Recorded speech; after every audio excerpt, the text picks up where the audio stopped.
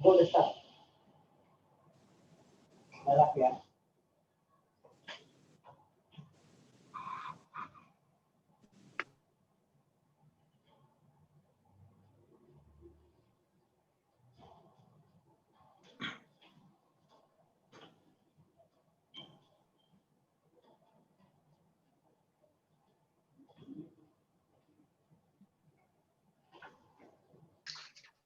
Assalamualaikum warahmatullahi wabarakatuh. Selamat sore semuanya.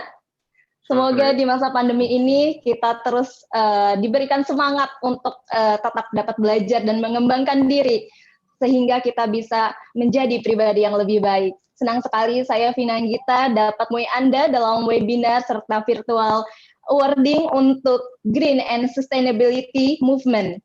Merupakan potret dari perusahaan-perusahaan yang telah menjalankan prinsip-prinsip bisnis green dalam operasionalisasi perusahaannya. Teman-teman semuanya, Indonesia Green Companies yang digelar kali ini adalah yang ke-8 kalinya oleh SUA. Ajang ini merupakan komitmen SUA untuk mendorong kalangan pemilik dan eksekutif perusahaan menerapkan konsep sustainability yang bertumpu pada 3 pilar, yakni people, planet, dan profit.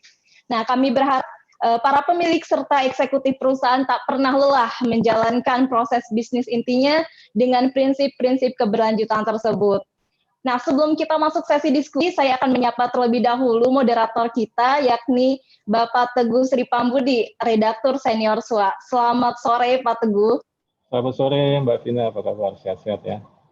Siap. Nampaknya sudah sangat siap sekali nih untuk memandu diskusi kita di sore hari ini. Insya Allah harus siap. Oke, dan tak kalah spesialnya ada para narasumber kita. Yang pertama ada Bapak Sony Keraf, beliau adalah pakar lingkungan hidup sekaligus mantan Menteri Lingkungan Hidup. Selamat sore Pak Sony.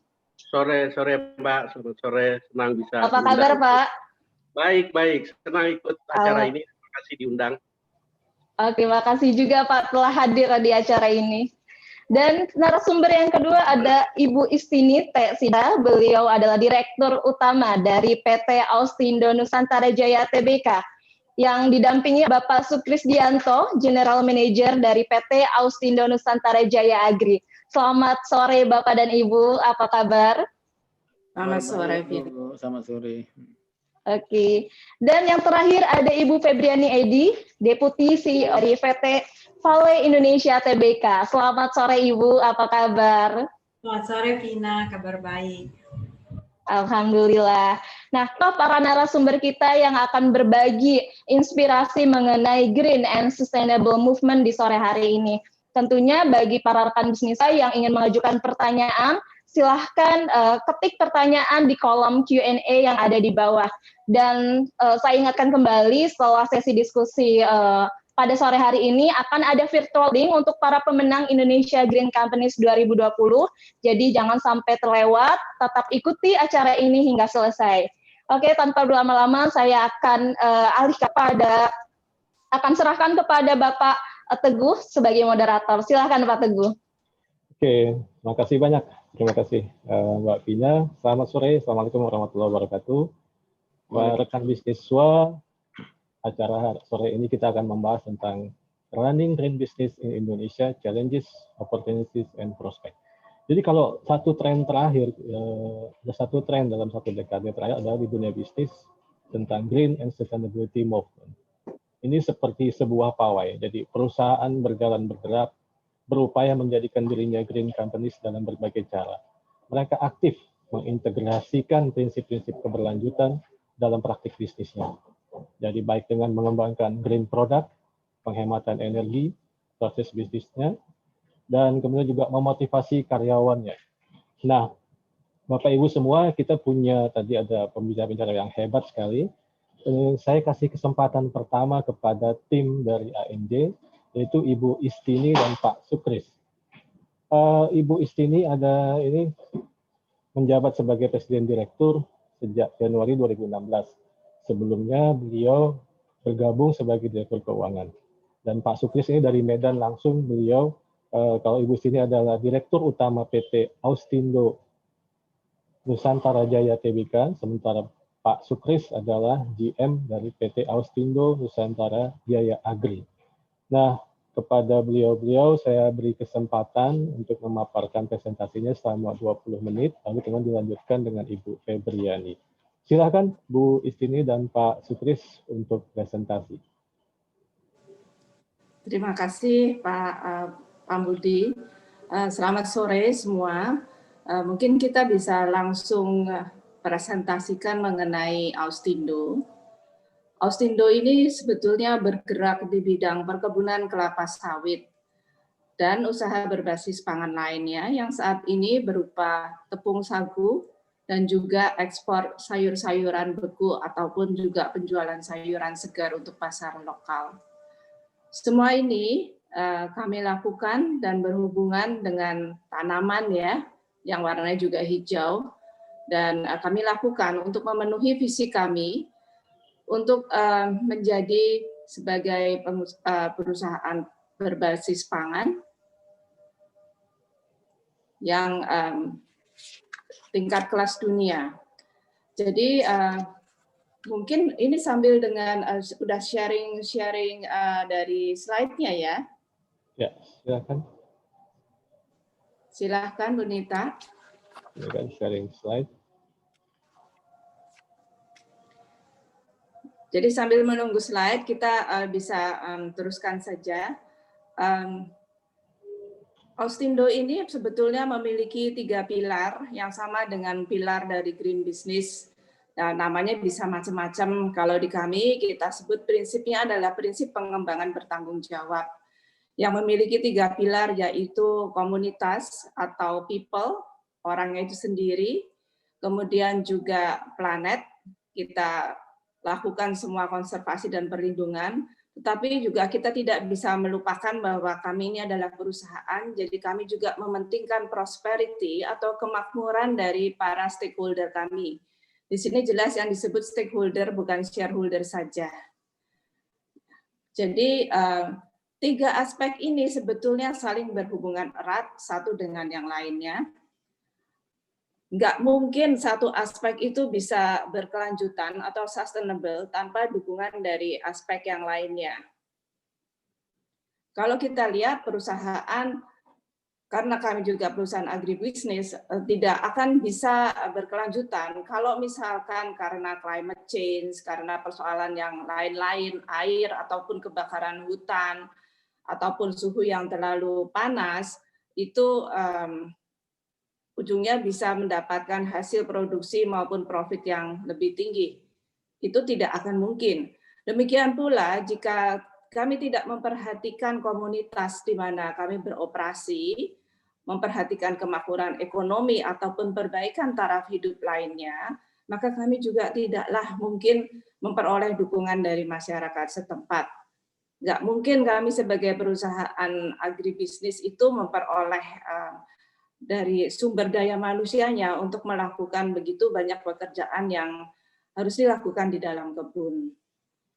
Ya, jadi kalau kita lihat di sini ada logo-logo dalam nilai perusahaan, ya prinsip pengembangan bertanggung jawab itu ada di tengah dan kami lakukan semua hal untuk mencapai tujuan bagi ketiga pilar tersebut dengan menerapkan nilai-nilai kami, yaitu integritas, peningkatan kemampuan secara berkesinambungan, dan sebetulnya ini yang kedua adalah menghormati sesama manusia dan lingkungan.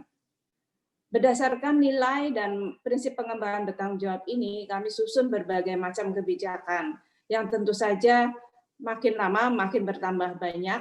Ya, kami memiliki kebijakan antara lain mengenai sustainability policy itu sendiri, community development, caranya bagaimana, apa yang harus dilakukan. Kemudian juga ada kebijakan yang terakhir kami terbitkan adalah efisiensi air dan penurunan beban pencemaran.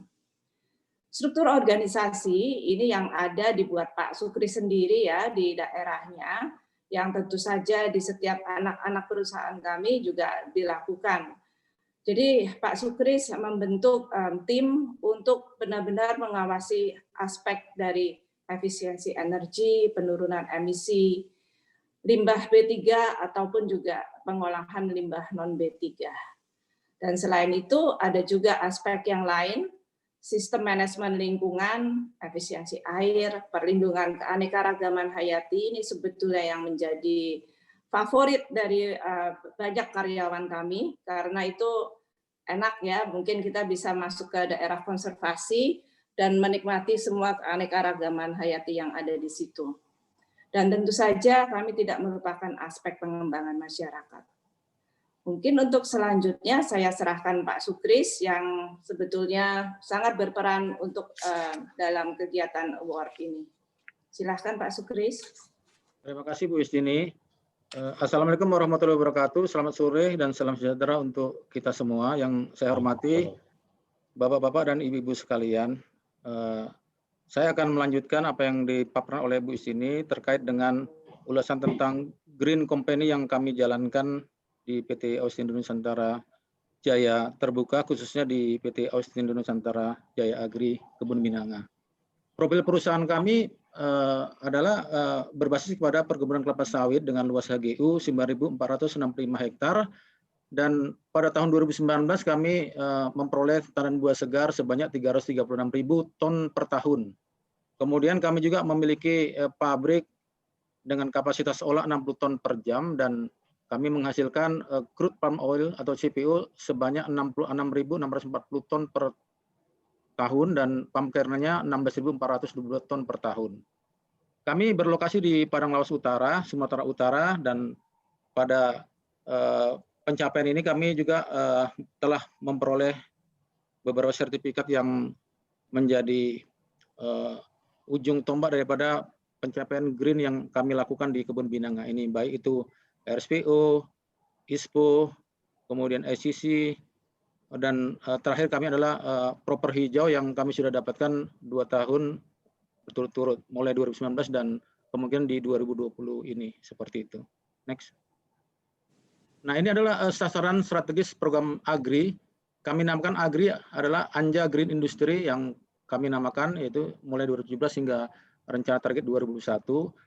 Kalau 2017 mungkin kami masih banyak pencapaian yang masih warna merah, kemudian ada perbaikan-perbaikan kami lakukan sehingga mengurangi jumlah yang menjadi tantangan buat kami, tinggal 1. Namun di 2019 itu semua sudah kita perolehi, dan rencana juga 2020 kita akan berupaya untuk mengurangkan apa-apa yang menjadi standar yang harusnya bisa kita minimalkan dan sampai dengan 2001. Next. Nah, ini adalah pencapaian PT Anja tahun 2019, di mana terhadap 5 aspek yang kami lakukan, yaitu penggunaan air, penggunaan energi, emisi, limbah B3, limbah non B3. Kategorinya kami terbaik, dan rata-rata ini sesuai dengan standar yang ditetapkan oleh Direktur Jenderal PPKL. Sebagaimana kita lihat tabel di atas, pencapaian Anja terbaik ya di penggunaan air dengan nilai 2,14 dan seterusnya.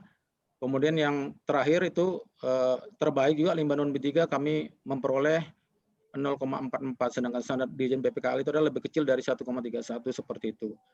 Jadi berdasarkan ini kami telah banyak melakukan penghematan-penghematan, sehingga kalau kita totalkan mungkin lebih 30 miliar yang kami bisa dapatkan kurun waktu 2019. Selain itu juga kami melakukan pendampingan terhadap 100 orang petani dan peternak yang berlokasi di desa-desa ring 1 kami, yang ini membutuhkan support dari kami, dan kami sangat peduli dengan mereka untuk bisa bagaimana membangun mereka supaya bisa lebih mandiri.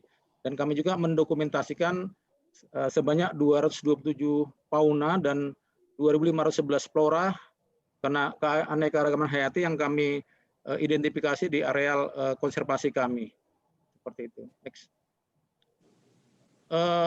Kegiatan program AGRI yang kami lakukan terhadap efisiensi air yang kami tonjolkan di sini adalah seperti Bapak dan Ibu lihat, ada foto resirkulasi air pendingin turbin, yang ini tentu sangat berdampak sekali buat kami dalam penghematan, karena air ini kita manfaatkan kembali, yang harusnya terbuang tapi kita gunakan kembali untuk proses-proses selanjutnya. Kemudian ada beberapa lagi yang di bawah waduk tada hujan, hingga pemanfaatan kembali air dari ex vacuum dryer yang pabrik itu yang biasanya tidak digunakan tapi kami gunakan kembali. Nah, ini kita ukur semuanya. Nah, ini juga dapat melakukan penghematan. Kemudian dari sisi efisiensi energi, kami juga memanfaatkan cangkang dan fiber itu sebagai bahan bakar boiler.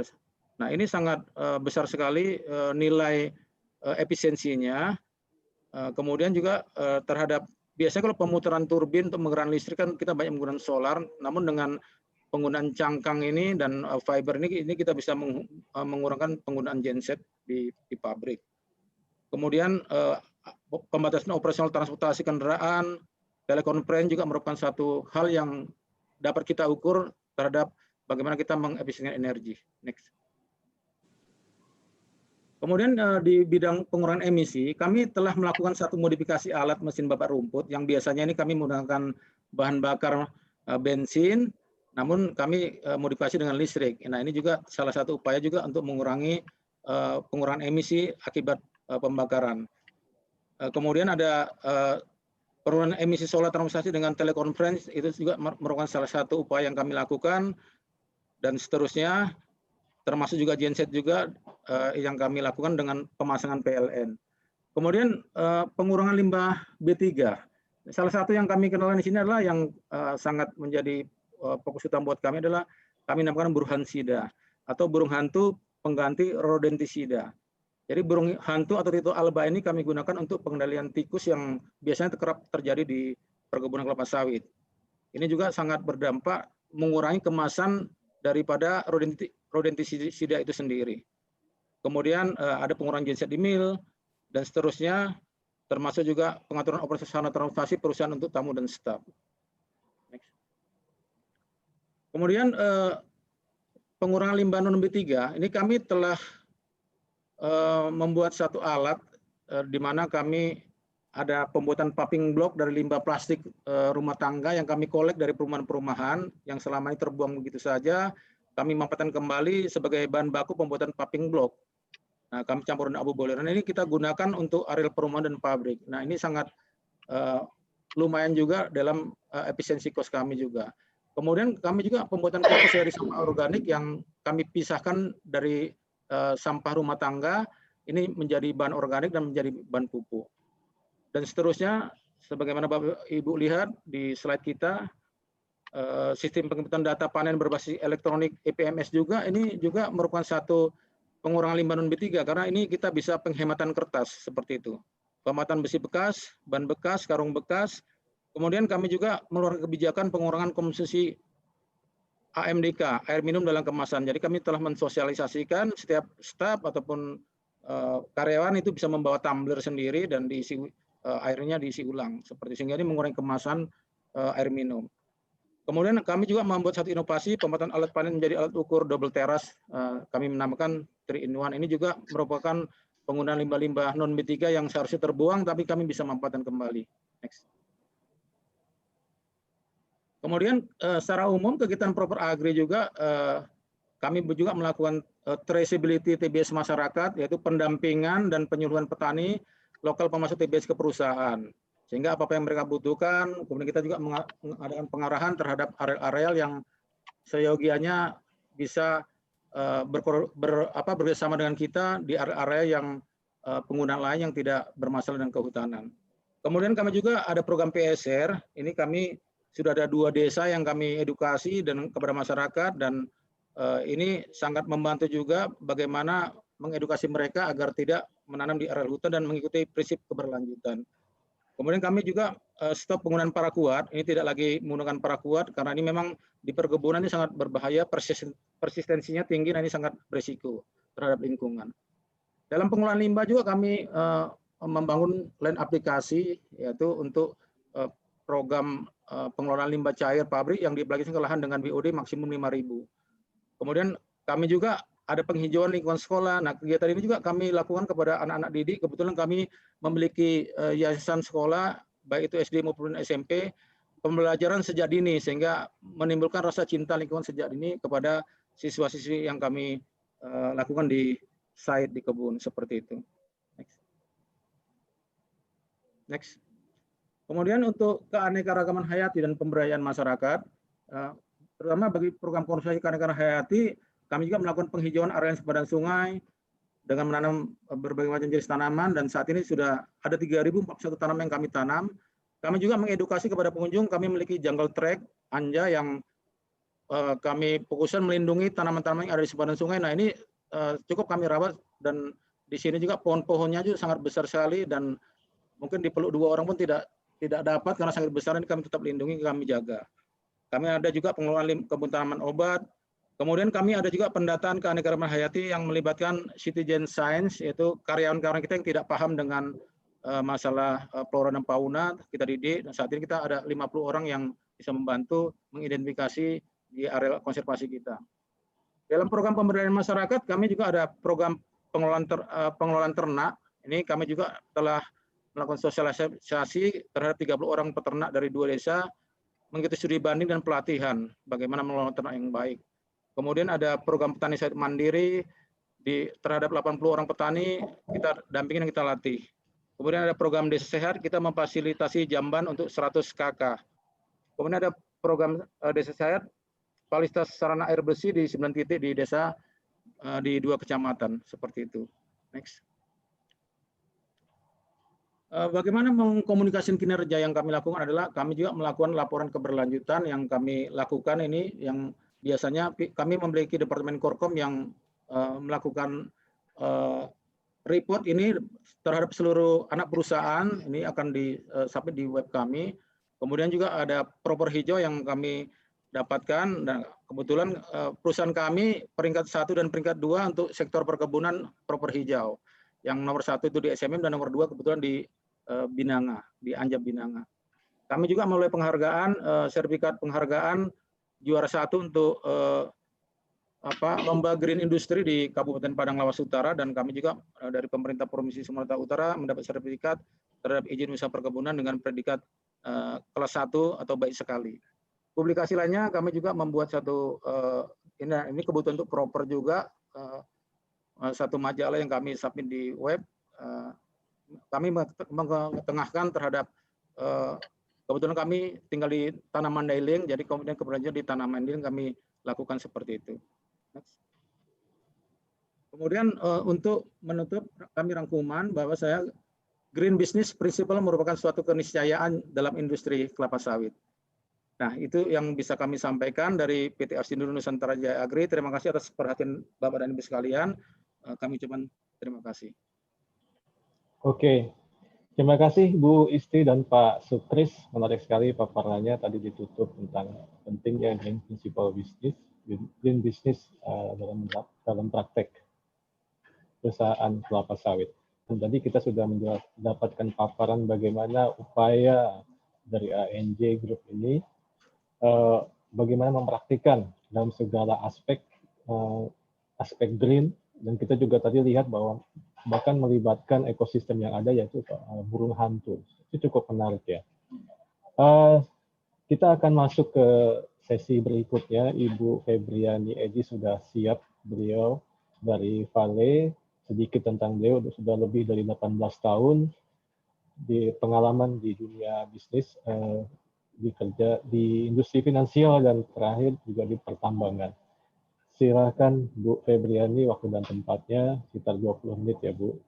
Silakan. Terima kasih Pak Teguh. Boleh slide-nya dibantu panitia? Terima kasih.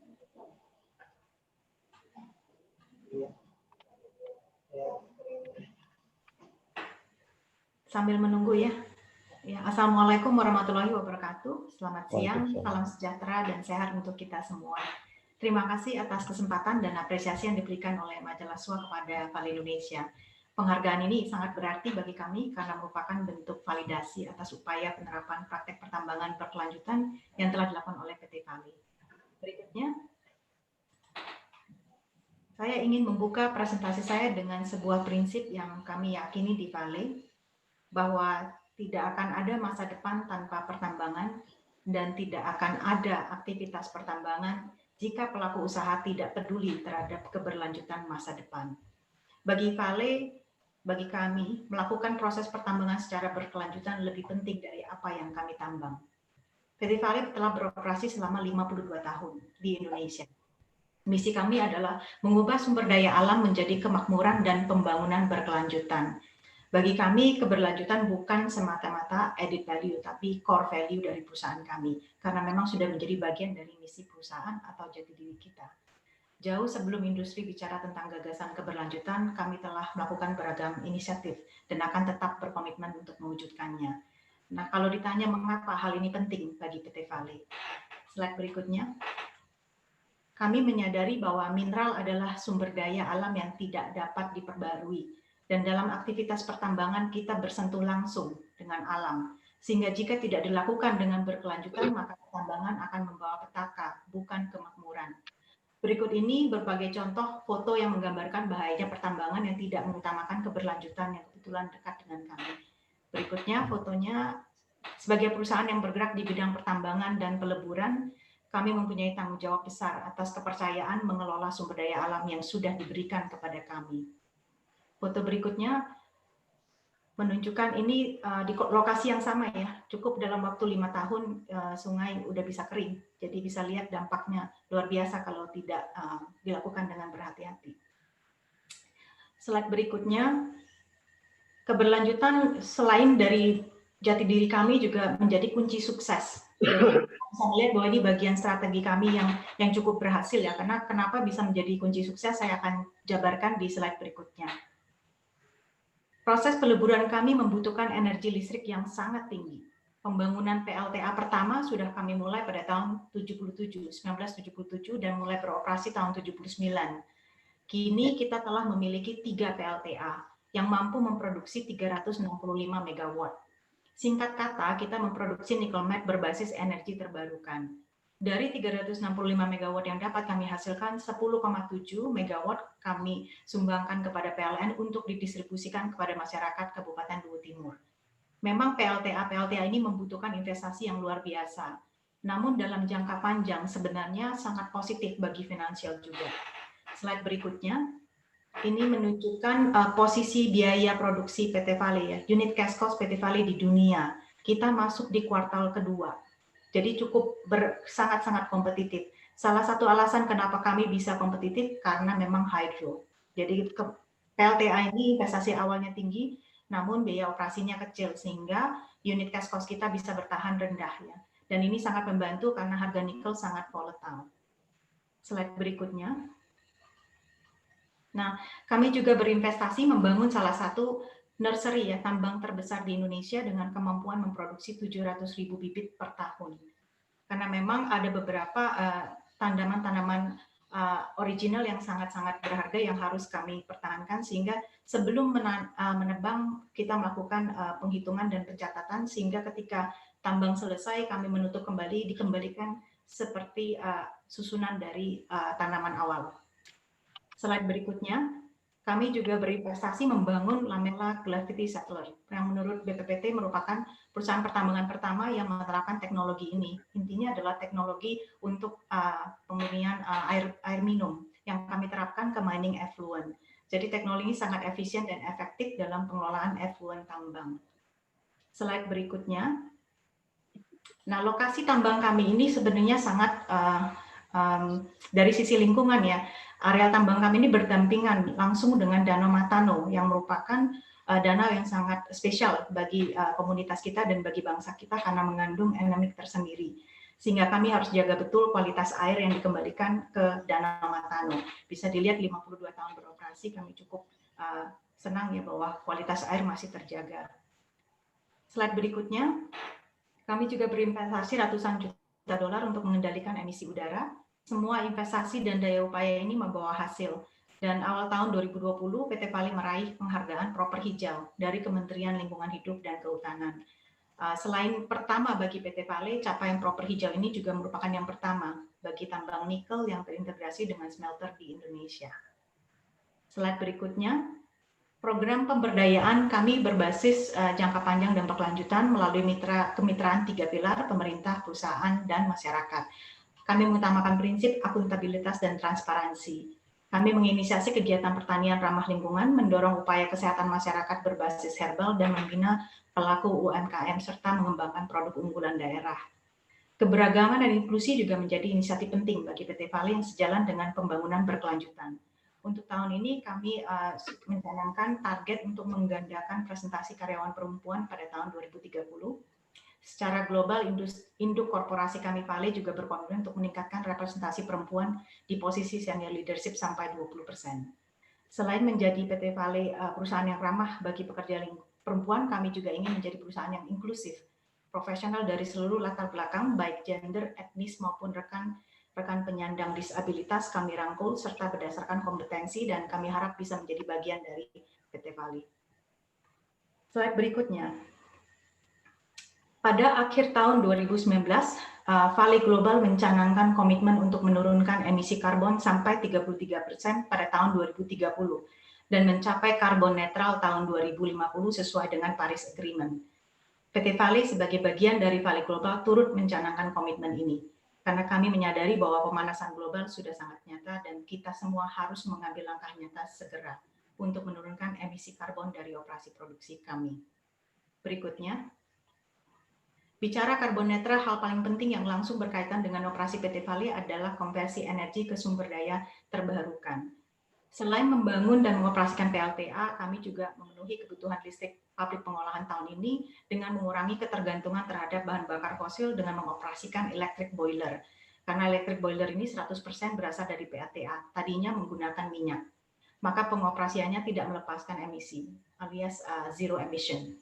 Dan sebagai tambahan, PT Vale juga menggunakan biodiesel sebagai bahan bakar kendaraan operasional. Tahun ini juga kami melakukan inovasi dan berhasil mengoperasikan modular screening station, yang mana harapan kami screening station ini nanti bisa mengurangi jam kerja haul truck dan proses screeningnya tidak menggunakan air. Saat ini kami menggunakan air, sehingga dengan bahan baku yang lebih kering, proses pengeringan memerlukan energi yang lebih rendah. Secara overall, inisiatif ini bisa mengurangi jumlah truk yang kita butuhkan, jumlah minyak yang kita akan perlukan konsumsi untuk haul truck, dan juga akan mengurangi jumlah energi dibutuhkan untuk pengeringan biji.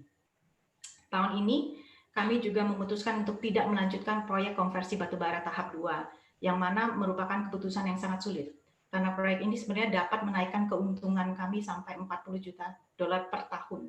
Dan tadinya sudah disetujui, tapi karena komitmen karbon netral ya kita terpaksa harus meng-cancel proyek ini. Kami sadari bahwa ketika kita dihadapkan dengan keputusan yang sulit, disitulah komitmen kami diuji.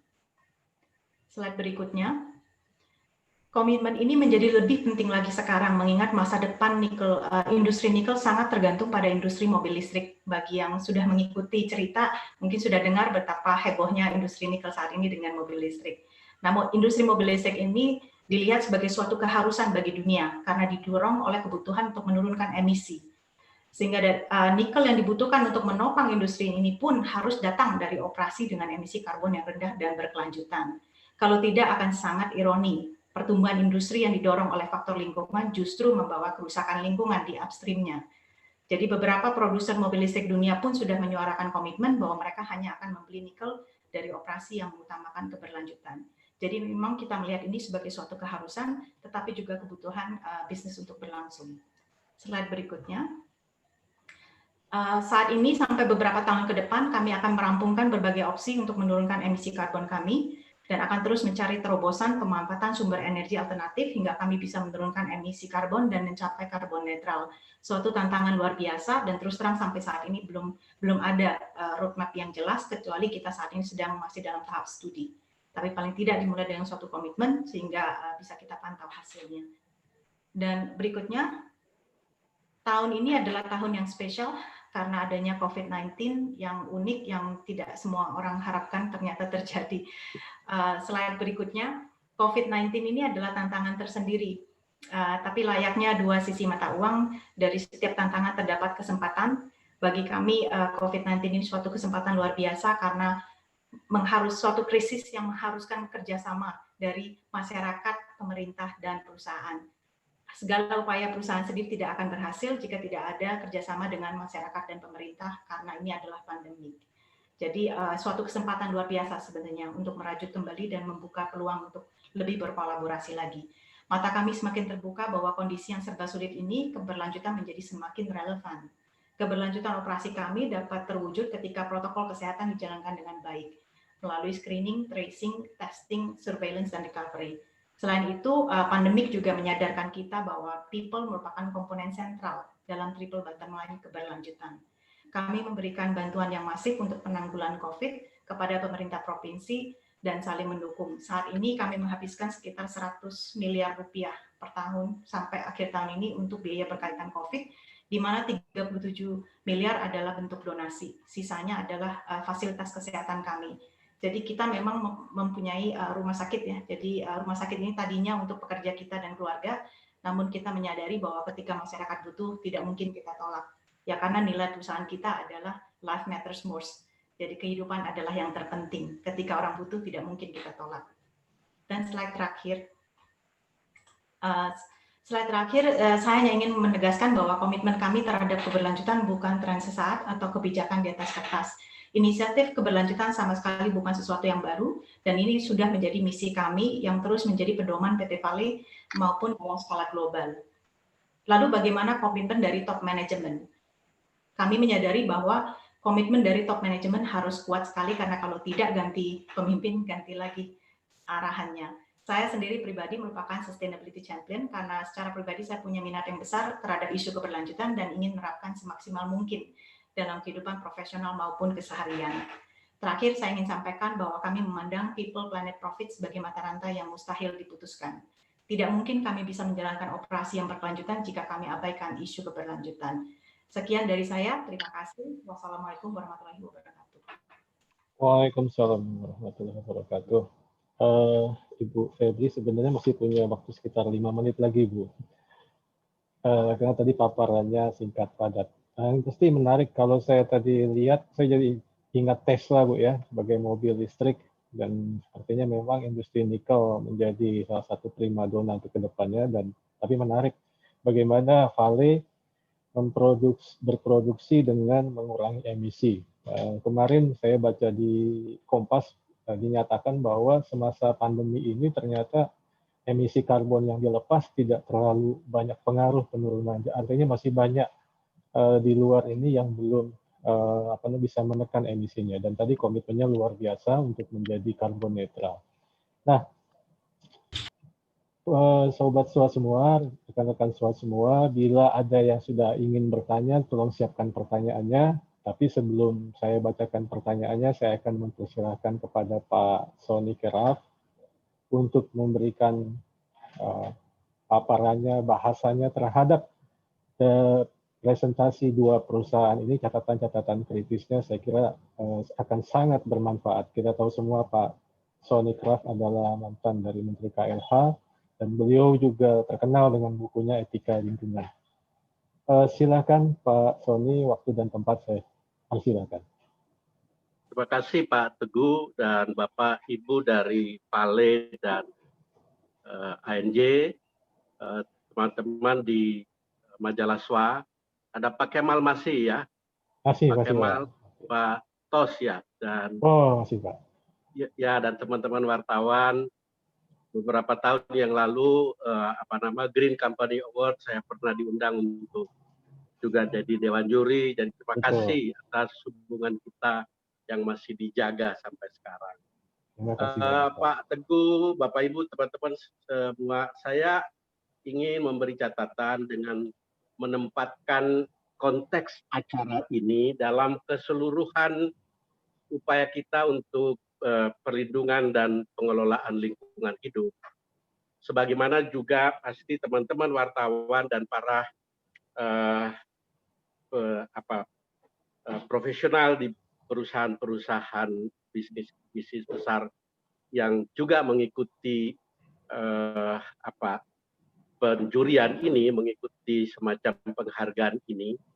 Sampai sekarang kan kita mengenal ada dua pendekatan dalam pengelolaan dan perlindungan lingkungan hidup.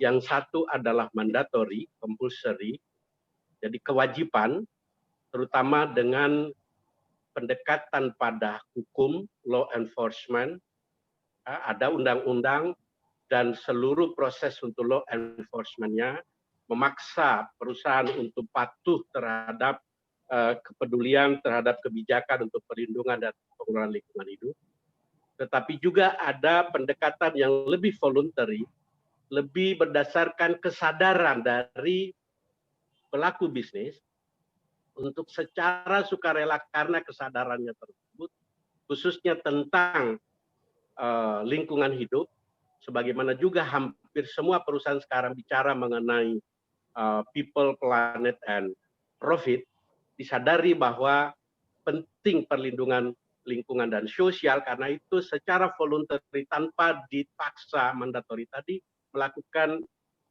berbagai kebijakan dan program untuk perlindungan dan pengelolaan lingkungan hidup.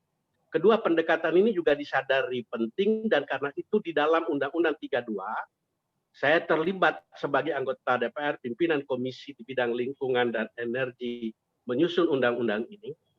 Kebetulan juga saya 5 tahun menjadi anggota Dewan Energi Nasional, dan karena itu kenapa juga catatan saya sangat menekankan tentang energi dan mitigasi terhadap perubahan iklim.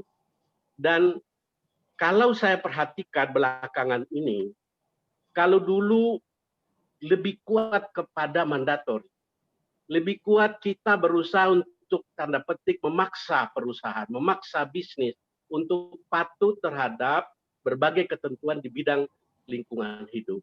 Belakangan ini saya melihat ada kecenderungan untuk semakin bergeser ke pendekatan voluntary, lebih menonjolkan kesadaran pelaku bisnis untuk mereka secara sukarela mengelola usahanya dengan ramah lingkungan dan ramah secara sosial. Slide berikutnya, kenapa demikian? Pengalaman saya sebagai Menteri Lingkungan, pengalaman saya sebagai anggota Dewan bahkan pimpinan komisi selama 5 tahun, menunjukkan bahwa pendekatan mandatori itu sangat mahal. Membutuhkan proses yang sangat panjang, yang sangat lama. Kenapa juga mahal? Membutuhkan alat bukti yang harus kuat, yang harus komprehensif. Kita harus membayar banyak ke pengacara dan seterusnya. Bahkan sering memicu konflik horizontal antara perusahaan dan masyarakat, saling tuding satu sama lain. Tetapi juga ada konflik vertikal antara masyarakat berhadapan dengan negara, dengan pemerintah. Slide berikutnya. Antara masyarakat dengan pemerintah. Bahkan, mohon maaf, ketika pendekatan mandatori untuk proses penegakan hukum yang panjang dan lama, ada kecenderungan untuk kita ikut-ikutan, untuk ya melobi sana, menguni sana, dan bisa saja kita terlibat melestarikan korupsi. Ada kucing-kucingan, pagi hari pipa ujung pembuangan limbah dari pabrik itu tutup, dan kalau dicek pada ujung pembuangan tidak ada pencemaran, tapi malam hari dibuka dan digelontorkan. Ya.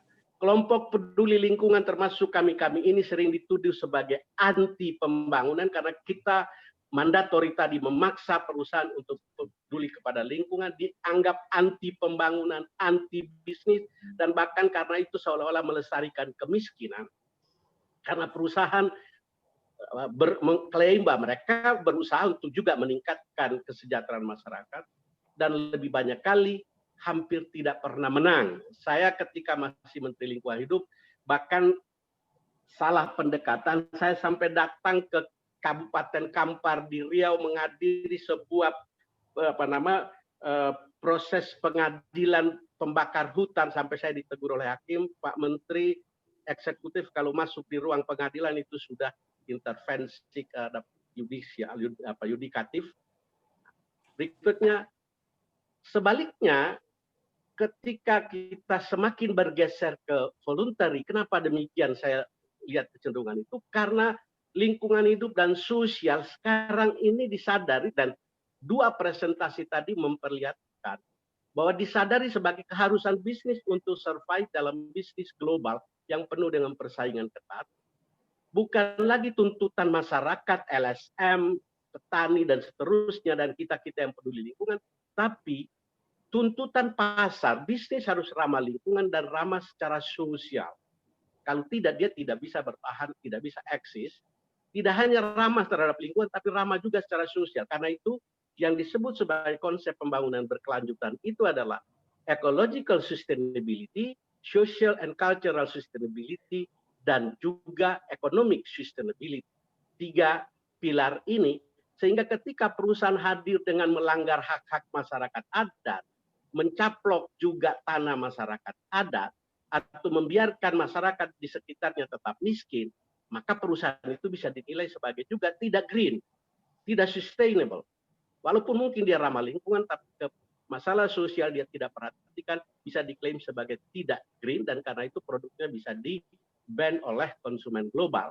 Yang sehingga lama-kelamaan yang menarik, yang voluntary karena kesadaran tadi ternyata bergeser menjadi mandatory, tapi mandatory bukan didikte dan dipaksa oleh undang-undang, oleh kita yang peduli lingkungan, tapi mandatnya datang dari pasar. Sehingga lingkungan hidup dan sosial menjadi kepentingan inherent bisnis. Mereka sadar bahwa saya tidak mungkin bertahan, karena itu saya harus peduli kepada lingkungan dan sosial dalam rangka menjawab pasar. Lingkungan hidup lalu tidak lagi tuntutan pelengkap dari luar, ya. Selama ini kita anggap ekonomi paling penting, lalu lingkungan hidup bisa saja diabaikan, tapi sekarang dunia bisnis seperti 2 contoh tadi memperlihatkan bahwa tidak.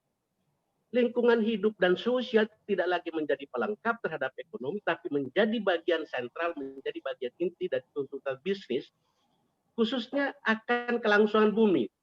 Ibu Istini tadi mengatakan, loh kalau bumi ini pemanasan global terus-menerus, ya pertanian kami tidak bisa bertahan. Yang saya selalu mengatakan, salah satu dampak dari perubahan iklim sekarang ini, bukan hanya gagal panen, tapi juga gagal tanam, karena petani tidak bisa lagi memprediksi kapan datangnya musim hujan. Kalau dulu udah gampang, bisa membaca suara burung dan seterusnya bisa diprediksi, sekarang susah diprediksi. Yang karena itu lingkungan hidup selalu dianggap sekarang ini sebagai juga bagian dari kelangsungan bisnis berikutnya. Nah, karena itu sekali lagi secara khusus perubahan iklim harus menjadi perhatian kita bersama. Oke, perhatian mengenai pengolahan limbah dan seterusnya, fine. Saya tidak anggap itu tidak penting, tetapi saya ingin supaya dalam kinerja bisnis dan lingkungan hidup dan sosial perusahaan-perusahaan ini ke depan, mohon perhatian terhadap perubahan iklim itu menjadi bagian integral dari pengelolaan bisnis.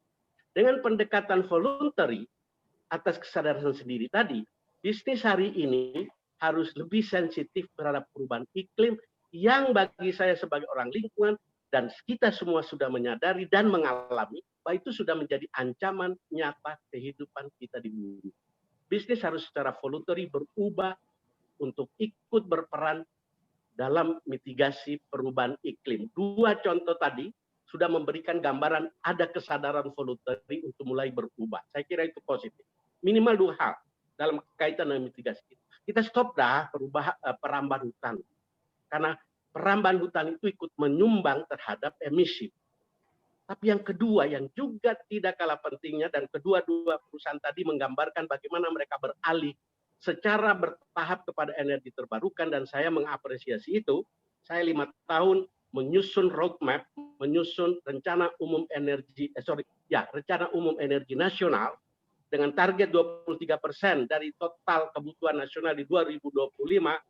Sekarang baru 5%, dan itu sebuah target yang sangat ambisius. Tapi kalau semua perusahaan bisa juga berubah, beralih secara mandiri karena kemauan sendiri tadi, saya kira bahwa ketika mereka juga beralih, mereka berkontribusi terhadap mitigasi perubahan iklim, tetapi tadi Ibu dari Vale menunjukkan bahwa jauh lebih menguntungkan dari sisi biaya produksi dan daya saing perusahaan dalam jangka panjang. Mungkin dalam jangka pendek ada 40 juta dolar yang harus dikeluarkan atau sekian besar dana yang dikeluarkan, tapi selalu terbukti ketika beralih ke energi terbarukan dalam jangka panjang lebih menguntungkan. Demikian pula sekarang ini perusahaan-perusahaan besar semakin didukung juga karena sumber pendanaan pun bergerak sejalan ke arah pendekatan voluntary ini. Ya, kebetulan 5 tahun terakhir saya juga di Bank Rakyat Indonesia, OJK mengeluarkan POJK 51/2017 tentang aksi keuangan berkelanjutan. sustainable finance dan green finance baik untuk perbankan maupun pasar modal yang mendorong lembaga jasa keuangan untuk juga menyediakan dan memberikan dukungan kredit kepada upaya khususnya termasuk pengembangan energi terbarukan. Saya kira ini positif dan Pak Teguh dan teman-teman, bagi saya menarik, COVID-19 sudah menjadi sebuah bukti nyata bencana lingkungan. Kita tidak berspekulasi kemana, itu bencana lingkungan. Dan bencana lingkungan oleh COVID-19 memperlihatkan bahwa ini ancaman nyata terhadap kehidupan. Dan menariknya, tidak ada manusia dan negara yang superpower sekalipun bisa mampu menghadapi COVID-19. Semua bertekuk lutut ketika alam sudah marah, dan karena itu mudah-mudahan kita bangkit. Jadi, ya, bagi saya bisnis harus berubah secara voluntary, bukan karena ancaman pengadilan oleh pendekatan mandatori. Saya kira ini sudah ketinggalan zaman. Tentu tetap undang-undang tetap, pendekatan mandatori tetap, tetapi menariknya kita bergeser ke voluntary karena alam akan meluluh lantakan kehidupan termasuk kehidupan bisnis ketika alam sudah marah seperti dalam kasus COVID-19.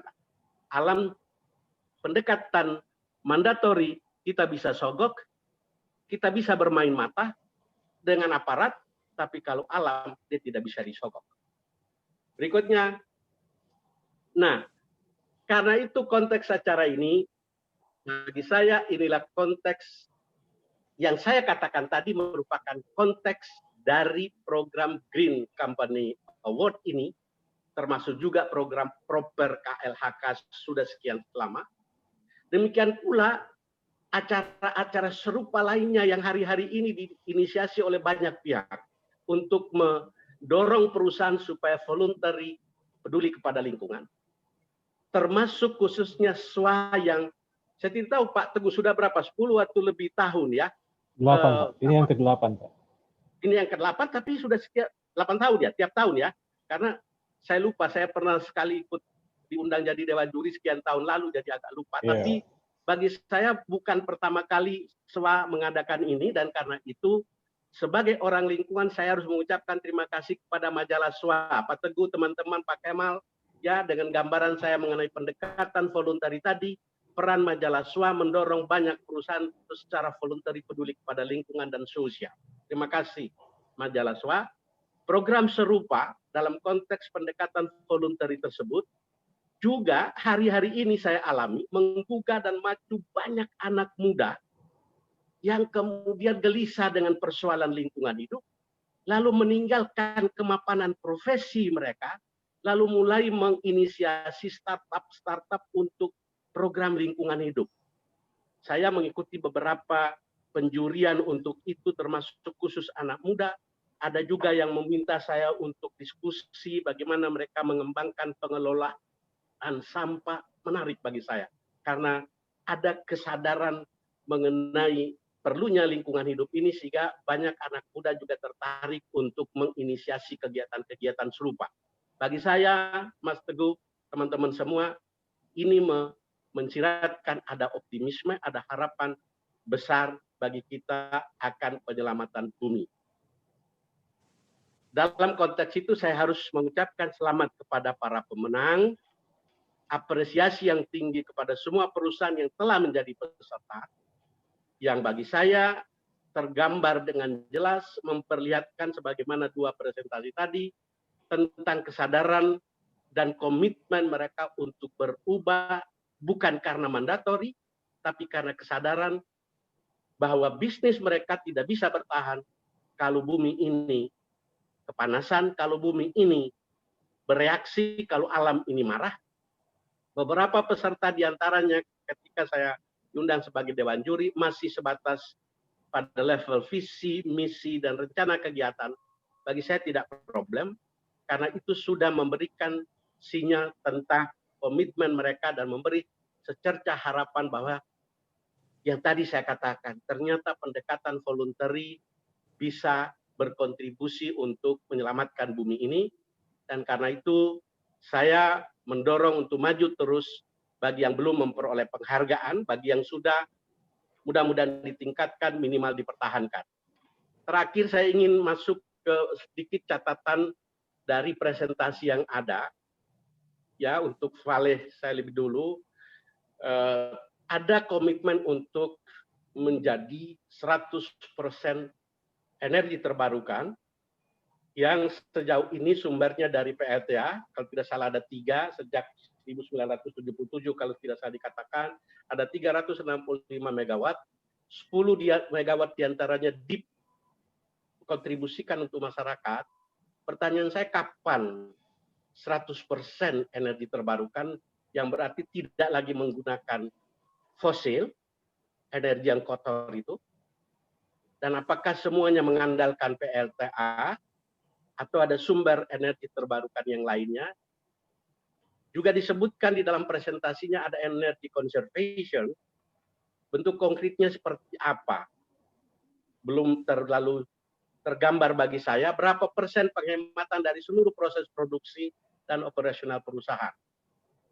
Ya, betul bahwa mobil listrik akan menjadi masa depan dan problem utama tentang baterai akan segera teratasi dan Indonesia menjadi salah satu pemain karena punya nikel menjadi sumber untuk baterai dan seterusnya. Dan kita semua lalu berubah. Kontribusi energi ternyata sudah 10% dari 10 megawatt dari 636 megawatt digambarkan tadi. Catatan berikut adalah soal reklamasi. Banyak pertanyaan bagi saya yang belum terungkap. Karena saya dulu menjadi ketua panja Undang-Undang Mineral Batubara nomor 4 2009 sehingga paham betul tentang pertambangan ini. Pertanyaan saya adalah apakah reklamasi sudah sesuai dengan peruntukan lahan bekas tambang? Peruntukannya untuk apa? Saya tidak dapat gambaran di sini. Kalaupun untuk ditanami kembali dari 700.000 pohon yang disiapkan dengan nursery-nya tadi, apakah semuanya tanaman spesifik lokal? Karena dari sisi lingkungan hidup, tanaman itu harus secara khusus spesifik lokal untuk tidak menimbulkan bencana ekosistem setempat kalau itu merupakan tanaman asing di ekosistem setempat. Kalau itu untuk bekas tambang tadi, kalau itu memang diperuntukkan untuk tanaman misalnya, apakah ada peluang untuk pangan lokal untuk diproduksi, dikembangkan oleh masyarakat setempat untuk mensuplai kebutuhan lokal setempat? Kenapa saya sorot ini? Karena problem mengenai perubahan iklim akan berdampak kepada pangan dan kita tidak bisa terus-menerus impor pangan. Seharusnya kita mendorong juga untuk pengembangan pangan lokal.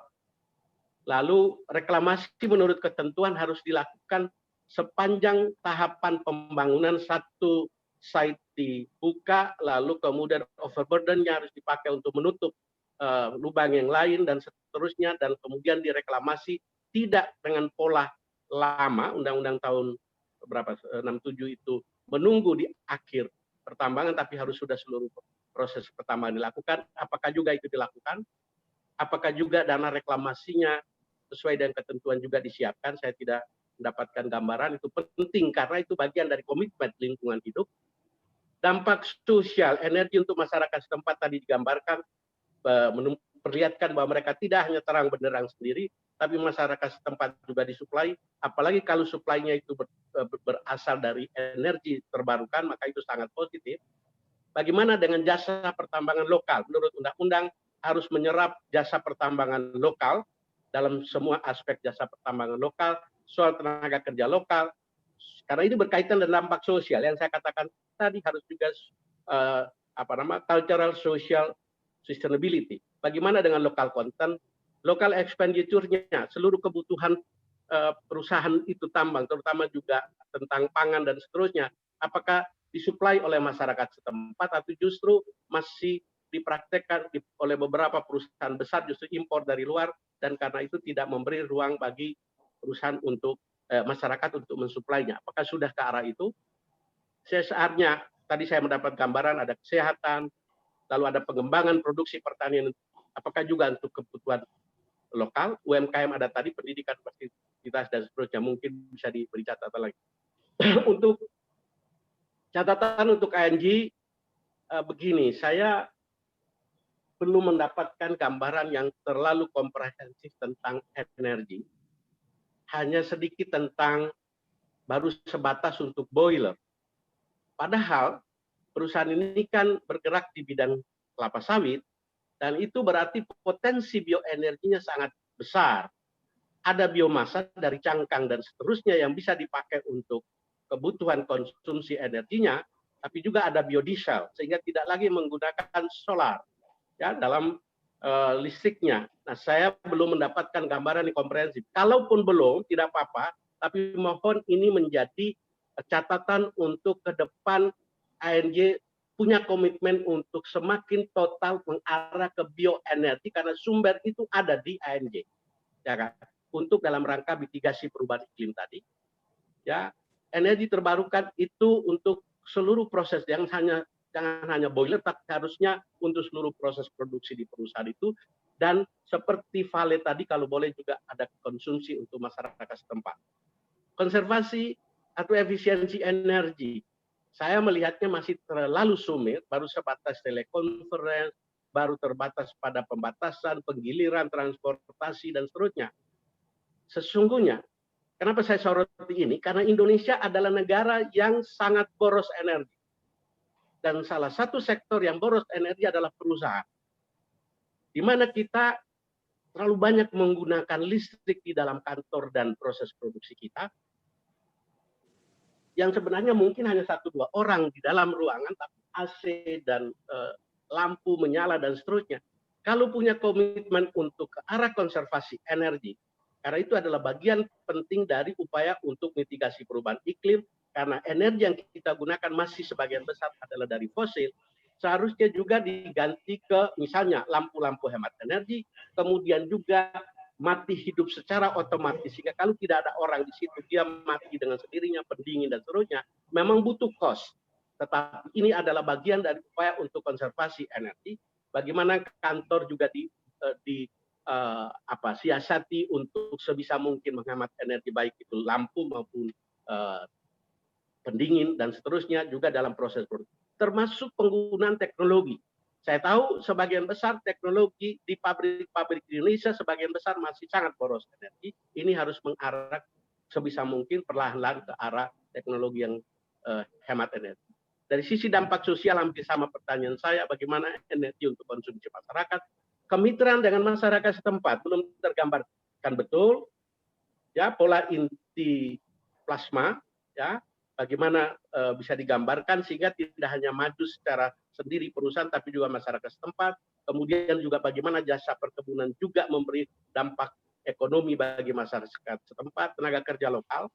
CSR-nya kesehatan, tadi dikatakan ada program untuk jamban, pendidikan ada juga tadi, produksi kebutuhan setempat ada 100 petani disebutkan tadi, dan peternak, pengelolaan ternak 50 orang, tani sehat, fasilitas sosial dan seterusnya. Satu pertanyaan terakhir, saya konsen dengan sawit karena sawit kita butuhkan, tapi sawit juga salah satu yang punya problem lingkungan yang cukup kita harus perhatikan dengan serius. Satu, soal pembukaan lahan dan pemajaan pohon. Apakah menggunakan pola bakar ataukah ada teknologi untuk khususnya batang-batang sawit yang lama itu kemudian dicacah dan seterusnya, yang pasti sangat butuh waktu karena harus dicacah pohon-pohon itu lalu kemudian diproses dan bukan dibakar. Nah, apakah juga dilakukan? Bagaimana dengan pola tanam? Karena sawit ini kan monokultur selalu menyebabkan kerusakan ekosistem. Tadi dikatakan ada binatang apa tadi? Orangutan. Burung hantu salah satu upaya untuk karena di situ muncul tikus dan beberapa hama yang lainnya. Tapi adakah pemikiran untuk perlahan-lahan ke depan ke arah pola yang multikultur, artinya ada selang-seling tanaman sela yang bukan sawit untuk memitigasi dampak kerusakan ekosistem. Terakhir, Pak Teguh, sekali lagi terima kasih kepada SWA yang terus mendorong pendekatan voluntary dalam perlindungan dan pengelolaan lingkungan hidup. Selamat kepada para pemenang. Terima kasih kepada semua peserta dan semua inisiatif secara sukarela untuk perlindungan dan pengelolaan lingkungan. Bukan, mudah-mudahan harapan saya bukan sekadar untuk dapat penghargaan, Tentu penting penghargaan itu, tapi mudah-mudahan bukan terutama untuk dapat penghargaan, tetapi lebih lagi untuk menyelamatkan bumi dan kehidupan di bumi yang sedang terancam serius, bukan lagi ramalan, bukan juga provokasi pegiat lingkungan, tapi sudah sedang terancam dan itu juga akan membahayakan kelangsungan bisnis perusahaan-perusahaan besar. Saya kira itu saja, Pak. Oke, Pak. Mohon maaf terlalu panjang. Terima kasih yang sebesar-besar. Ya, Bapak tepat waktu, Pak. Memang jam 4:06. Tepat waktunya. Tadi juga Bapak kebetulan Ibu Febriani tadi agak lebih singkat, jadi bisa dipaparkan oleh Pak Sony. Jadi betul Pak Sony bahwa kami sendiri di Majalah SWA terus mendorong dan memang pendekatan yang kami lihat adalah bukan patuh pada regulasi, tapi sejauh mana beyond regulation. Itu yang Beyond selalu regulation, betul. Berusaha kami nilai sebagai value tambahan ketika para juri melihat satu inisiatif green dari sebuah perusahaan. Menarik sekali, dan karena kita hanya punya waktu sampai sekitar 4:30, jadi tadi ada beberapa pertanyaan langsung dari Pak Sony sendiri ya, sebagai catatan buat dari pihak Vale dan ANJ. Saya kira tadi pertanyaan pertama yang ditujukan kepada Bu Febriani ya dari Vale, pertanyaannya mungkin bisa ditampilkan atau Bu Febriani sendiri tadi sudah menyiapkan pertanyaannya, Bu. Yang saya catat diantara adalah ini soal komitmen energi terbarukan ini, kalau 100%-nya kapan nih, Bu Febriani? Mungkin Ibu bisa... Walaupun sudah luar biasa, Pak Teguh. Bagus lah. Betul, Pak. Betul, Pak. Mungkin, Bapak punya listnya ya? Tadi silakan mungkin panitia bisa tampilkan beberapa pertanyaan dari Pak Sony, tapi yang saya ingat tadi yang paling pertama adalah komitmen terbarukan. Itu dari Pak Sony. Soal komitmen 100% energi terbarukan itu. Mungkin yang saya ingat saya jawab, nanti kita lihat terakhir di slide yang masih belum dijawab yang mana saya jawab ya. Oke. Slide-nya Pak Sony, coba. Ya. Jadi yang pertama mengenai energi terbarukan ini memang tantangan terbesar kita. Kalau dibilang komitmen, kita belum ada, komitmen kita kan karbon netral 2050. Jadi kemungkinan baru bisa 2050 itu. Nah, sementara ada berbagai yang kita lihat, contohnya saat ini memang tanur listrik kita 100% PLTA. Tantangan terbesar kami di operasi produksi itu adalah tanur pengering sama jadi 100% kebutuhan itu dari PLTA, Ibu ya? Yang 365 itu? Ya, untuk tanur listrik, Pak. Tapi kita ada dua tanur lagi, pengering dan reduksi. Yang mana pengering dan reduksi saat ini masih pakai fossil fuel. Nah, ini kedua ini yang kita sedang masih tahap studi, Pak Sony. Kemungkinan kita akan pakai fase ya. Fase 1 mungkin pindah ke gas dulu, karena gas emisinya setengah karbonnya daripada minyak atau batu bara. Kemudian fase keduanya baru biomass. Nah, biomass ini perlu waktu lebih lama lagi untuk studi. Dan terus terang kami mengandalkan Vale Global, karena mereka sekarang sedang ada unit tersendiri yang mempelajari biomass ini. Kalau ini nanti berhasil, bisa kami copy di Indonesia. Menarik itu, kalau bekas tambangnya ditanami dengan kayu untuk biomass, itu menarik gitu, Ibu. Iya, itu salah satu juga yang sedang kami studikan yang namanya share value kan, bagaimana menyelesaikan masalah sosial bersama dengan masalah bisnis tapi dengan jalan yang menguntungkan.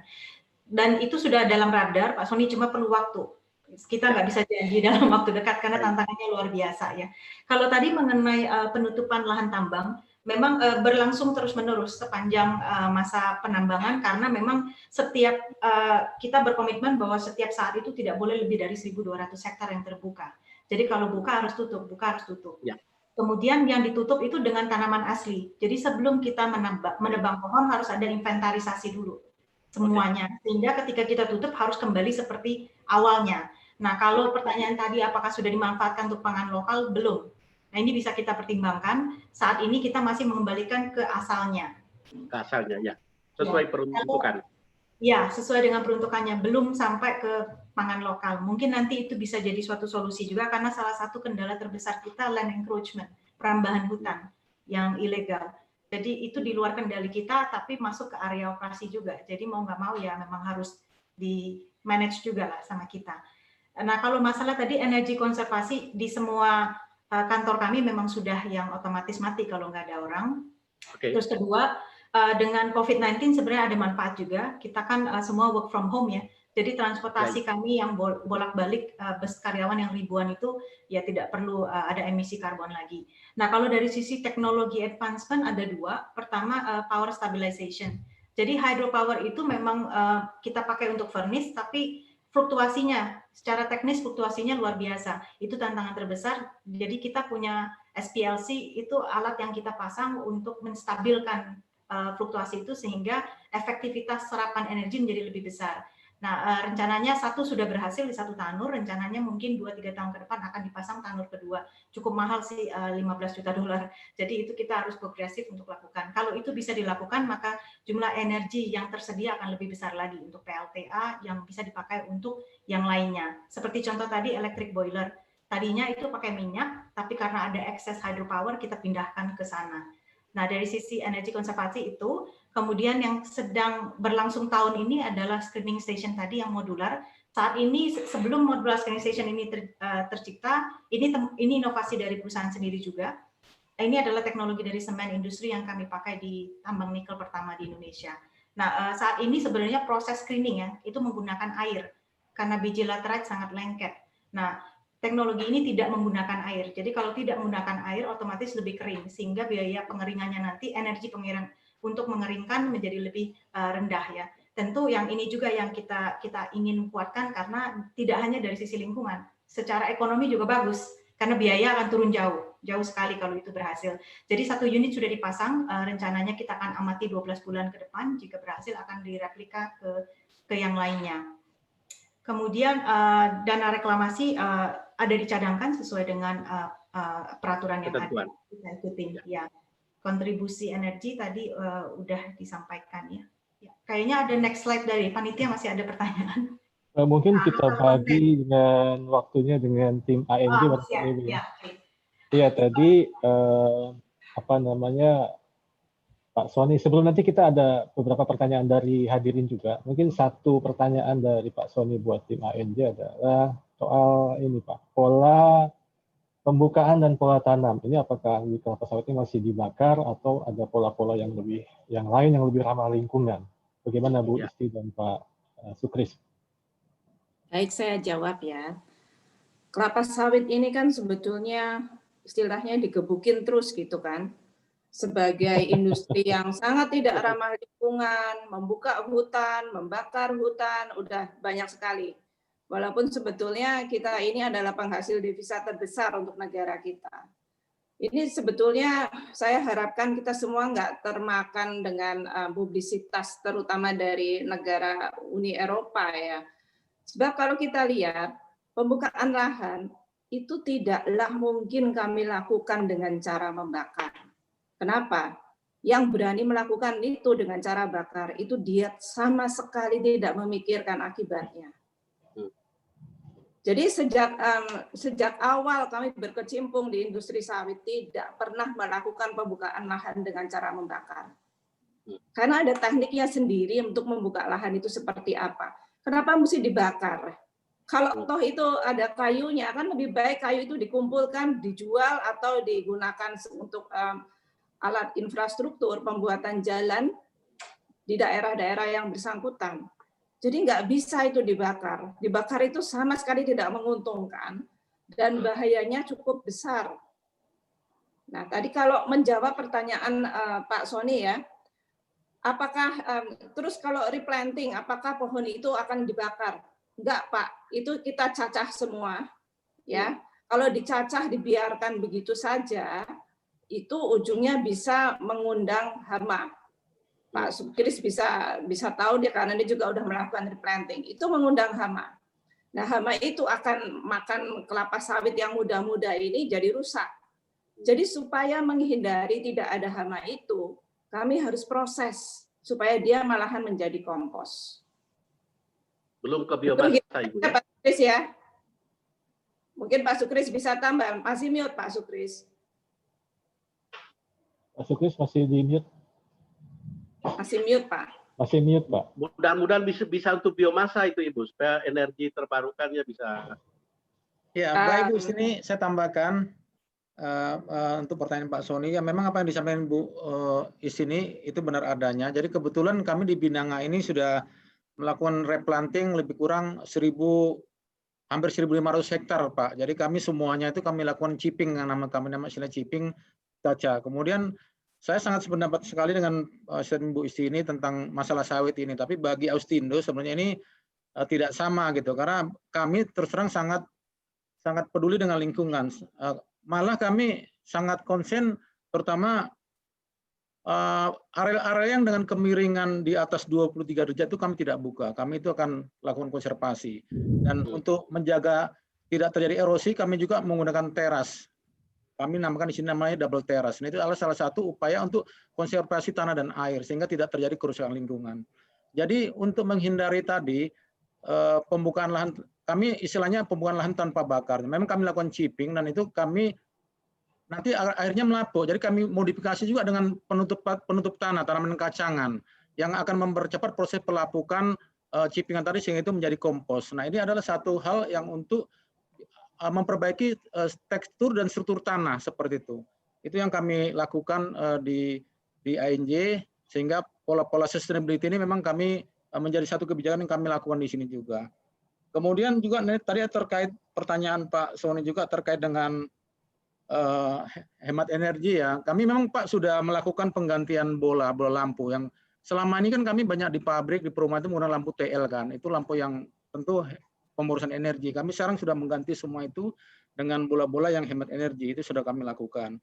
Terhadap penggunaan air juga kami lakukan, misalnya di perumahan-perumahan, salah satu yang kami lakukan adalah pembuatan floating pulp. Jadi artinya ketika air itu naik penuh, bak penuh, air akan mati seperti itu. Salah satu yang kami lakukan yang ini kami sudah terapkan di seluruh kebun kami dan itu menjadi salah satu upaya kami untuk bisa efisiensi energi dan air. Kemudian mengenai tadi ada pertanyaan mengenai biodiesel, mungkin kalau di Binanga memang belum, tapi di Belitung kami sudah jalankan itu Pak, biodiesel kami sudah jalankan. Mungkin saya bisa tambahkan ya Pak Sutris ya. Jadi kalau prinsipnya di Austindo itu biomass ini adalah fiber dan cangkang. Cangkang itu sekarang kenyataannya bisa dijual sebagai bahan energi terbarukan. Betul. Ya. Betul. Jadi sebetulnya kalau kita pakai sendiri ini juga sayang. Sebetulnya selain biomass dan biodiesel itu ada satu lagi yang namanya biogas. Itu yang sudah kami miliki di anak perusahaan yang di Belitung, gitu ya. Jadi pada pokoknya kami berpikir bahwa ya harus di semua kebun kami akan ada biogas juga. Sehingga melakukan boiler untuk menjalankan turbin itu dilakukan dengan biogas. Itu yang kami lihat. Kalau tetapi untuk membangun biogas ini kita harus perhatikan juga kestabilan dari suplai tanamannya, buahnya ya. Kalau misalkan saat beberapa tahun yang lalu kita pikir waduh Binanga ini kalau kita replanting kan mesti sekaligus banyak. Kalau sekaligus banyak di replanting, ujungnya suplai biogasnya mau dari mana? Suplai biomasnya mau dari mana? Itu kan. Nah, kita berpikir, oh ya sudah kalau begitu ambil aja dari kebun-kebun masyarakat sekitar. Lah, pas kita lihat ternyata masyarakat sekitar juga pohonnya umurnya sama, tua-tua semua juga. Jadi itu sebabnya kenapa kalau begitu mungkin kita tunda aja dulu, kita pikirkan mana yang prioritas di anak perusahaan yang lainnya. Nah, kalau untuk biodiesel ini harus diproduksi turunan ya.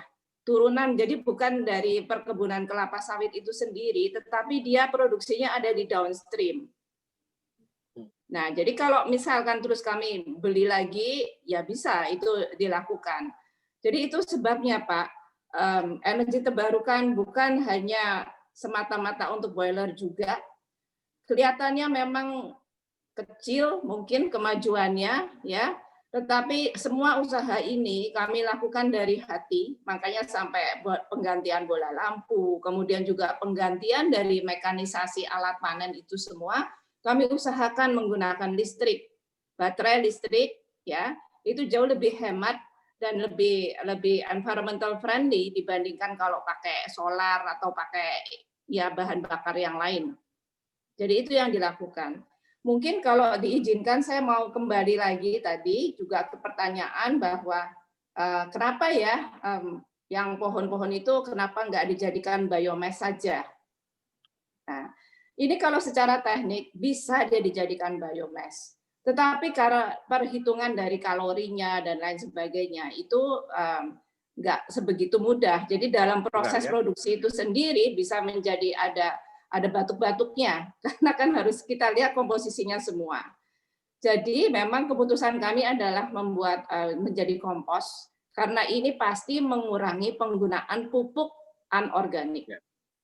Jadi menjaga kesuburan tanah itu sendiri. Kan kita mengenal istilah yang namanya kalau asalnya dari tanah kembali kepada tanah ya, itu yang kami lakukan jadinya. Full cycle jadi. Nah, kemudian kalau ini ada pertanyaan juga dari Bu Putri ya. Apakah sawit itu nyumbang kerusakan lingkungan karena pola monokultur? Saya nggak tahu apa rekan-rekan di sini sadar nggak bahwa sebetulnya di kebun kelapa sawit itu keanekaragaman hayati kita jauh lebih banyak dibandingkan kebun karet. Jadi sebetulnya kalau dibilang monokultur dibandingkan kalau dengan multikultur pasti lebih seimbang multikultur. Tetapi di dalam kebun sawit itu sendiri kami harus punya cover crop. Kami harus punya tanaman yang namanya Tunera sabulata. Pak Sukris pasti tahu itu, ya kan? Tugasnya tanaman ini untuk apa? Untuk mengundang serangga, untuk polinasi. Jadi sebetulnya banyak sekali. Kalau Bapak bisa lihat itu ada beratus keanekaragaman hayati yang ada di kebun. Nah, kemudian juga kami lihat ya kalau sekelilingnya semua kebun kelapa sawit kita tuh deg-degan sendiri. Kalau ada penyakit nyebarnya ketiup angin langsung semua gitu kan. Jadi kami juga usahakan ya sekeliling kebun itu kalau bisa ada yang dikonservasi ya kita jaga. ANJ Agri sendiri itu adalah anak perusahaan kami yang pertama di kelapa sawit. Jadi nggak ada kewajiban plasma, tidak ada juga kewajiban konservasi, dan waktu kami beli itu sudah brownfield, jadi udah nggak bisa diubah lagi gitu. Tetapi apa yang kami canangkan, saya bilang setiap anak perusahaan itu harus memiliki daerah konservasi. Pusinglah Pak Sukris. Dia lihat sendiri semua, biasanya sempadan sungai itu tidak kami tanami, harus ada jaraknya, dan itu dilakukan. Ada bagian kecil yang memang karena dia lembah, karena dia mungkin agak curam gitu, itulah yang benar-benar dibuat sebagai jungle track. Jadi kalau misalkan siapapun yang ingin ke perusahaan perkebunan kami, selalu akan ada daerah konservasi, di mana Anda bisa pergi ke kebun, dan ada juga petugas konservasi, di mana ada kadang-kadang bisa menemukan binatang yang dilindungi di situ. Contohnya kalau di Belitung itu tarsius. Nah ini kalau di Sumatera Utara sendiri, di tempatnya Pak Sukris, dia baru bisa bilang bahwa Bu setidaknya sudah ada kantung semar. Dan itu pohon yang besar itu warisan anak cucu kita mungkin nggak bisa melihat pohon yang sebesar itu. Jadi itu sama sekali nggak boleh diutik-utik, itu kayaknya mungkin jadi pohon keramat gitulah ya. Bukan karena mistisnya, tetapi karena ya memang itu adalah peninggalan sejarah yang nggak bisa kita ganti kalau ada apa-apa terhadap pohon itu. Jadi pola monokultur itu memang tidak sebaik multikultur, tetapi janganlah jatuh kepada pemikiran bahwa tidak ada keanekaragaman hayati yang bisa ada di dalam kebun kelapa sawit. Itu nggak benar loh. Dan ini terbukti sebetulnya secara saintis. Jadi kadang-kadang kalau orang menjelek-jelekan kelapa sawit keterlaluan, ya hati kami cukup sakit karena kami tahu sendiri sampai detail itu nggak seperti itu. Pak Teguh. Oke. Ya Pak, kita dibatasi jadi, waktu. Babi, sesungguhnya tidak dalam artinya kita memblaming ANJ, tapi saya justru mendorong supaya tadi kan ada tanaman selayang di direkayasa secara tertentu, karena ini bukan hanya demi kepentingan lingkungan, tapi persis dengan yang Ibu katakan tadi, demi kepentingan sustainability dari tanaman-tanaman sawit itu sendiri, gitu. Artinya bukan kami memblaming ANJ, tapi kami justru mendorong karena ini komitmen lingkungannya. Alangkah baik Ibu kemudian juga di dalam presentasi, kiranya di sini tapi di mana saja, perlihatkan aspek itu. Lihat, kami juga menjaga kawasan-kawasan hutan di sekitarnya. Kami juga punya tanaman-tanaman selah untuk memitigasi dampaknya tidak terhadap lingkungan saya, tapi terhadap tanaman kami. Juga tadi dalam kaitan energi, kalau Ibu bisa juga, saya tahu pasti costly. Tapi karena komitmen green-nya, perlahan-lahan secara bertahap dan seterusnya ada investasi ke arah pemanfaatan sumber energi dari perusahaan, baik untuk konsumsi sendiri maupun untuk masyarakat, itu menjadi jauh lebih positif. Itu akan menjadi baik. Itu aja sesungguhnya. Oke. Tidak ada blaming, tapi mendorong komitmen Ibu dan teman-teman menjadi lebih maksimal. Terima kasih. Terima kasih Pak Sony. Kita dibatasi waktu nih Pak. Sebenarnya ada beberapa pertanyaan, termasuk yang tadi menarik sebenarnya, ada yang bertanya, ini kalau mobil listrik banyak permintaan, nanti jangan-jangan nikel tereksploitasi besar-besaran tadi. Saya kira saya kira Ibu Feby bisa menjawab, tapi kita dibatasi waktu sayang sekali, dan sepertinya Pak Sony mungkin tahun depan harus jadi juri Pak, biar bisa ikut meramaikan ini. Karena sudah lama kan Pak nggak terlibat. Iya, Oke. betul. Oke, rekan bisnis SWA, Bapak Ibu semua hadirin dimanapun Anda berada, sudah kita dapatkan dari paparan yang sangat menarik sekali dari ANJ dan kemudian juga dari Vale dan juga dari Pak Sony Craft. Yang catatan yang bisa kita dapatkan adalah bahwa memang dari kedua perusahaan ini terlihat apa yang menjadi catatan Pak Sony adalah memang berupaya untuk beyond regulation. Artinya tidak hanya mematuhi peraturan, tapi juga berupaya bagaimana sebisa mungkin berdiri atau beroperasi di atas people, profit, dan planet. Dan tadi sudah kita dapatkan paparan bagaimana dari Vale dan bagaimana dari ANJ sebisa mungkin itu bersifat inklusif dalam pembangunannya atau dalam proses bisnisnya, sehingga melibatkan apa yang disebut dengan ramah lingkungan dan ramah sosial. Dan Pak Sony tadi menjelaskan bahwa pilar-pilar ini menjadi hal yang demikian penting. Saya teringat sekitar tahun 60-an, Rachel Carson menulis tentang silent spraying. Ya, betul. Dan kemudian tahun 1970 ada Limits to Grow yang mengingatkan bahwa pembangunan itu ada batasnya terhadap ekosistem dan ekologi di bumi ini. Bahwa bumi ini cuma satu, jadi kalau dieksploitasi dan eksplorasi habis-habisan, maka kita tidak punya lagi bumi yang sama. Bapak Ibu semua, demikian paparan dari para pemenang Indonesia Green Companies Award 2020, dan kali ini yang kali ini diwakili oleh ANJ dan Vale, yang pastinya juga SWA akan terus mendorong praktik bisnis yang berkelanjutan berdiri di atas pilar-pilar green business, green principle, supaya pembangunan ini tidak hanya menjadi apa yang disebut dengan tyranny of bottom line, ketika perusahaan beroperasi didorong hanya memikirkan bottom line, tapi juga triple bottom line. Saya Teguh Sri Pambudi menyatakan terima kasih banyak atas seluruh partisipan, Ibu Isti, Pak Sukris, Bu Feby, dan Pak Sony. Kita beri aplaus buat mereka atas waktunya. Terima kasih banyak sekali atas waktu Bapak Ibu semua. Terima kasih. Saya kira, Ibu Feby. Ya, saya kira banyak. Terima kasih Pak Sony. Ya.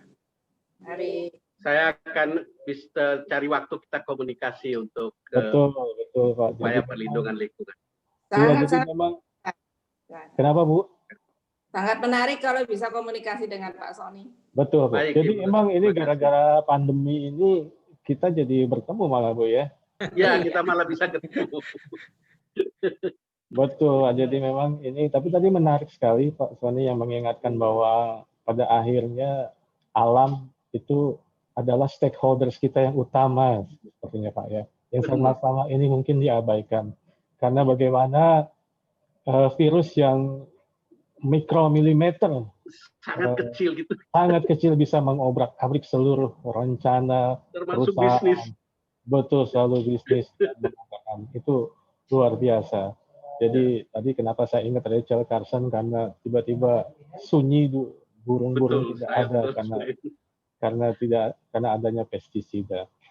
Ya, mungkin pasti banyak yang ingin disampaikan oleh pihak ANJ dan Vale dan juga Pak Sony. Mungkin di lain kesempatan kita bisa bertemu kembali untuk membincangkan tentang green economy atau green business ini, green company, karena memang yang kita butuhkan perusahaan yang bukan hanya mencari profit, tapi juga melibatkan kepentingan stakeholders-nya secara lebih luas, ramah lingkungan, ramah sosial. Dan kita tadi sudah mendengarkan bahwa itulah yang dilakukan oleh para perusahaan yang menjadi pemenang Indonesia Green Company Award 2020 ini.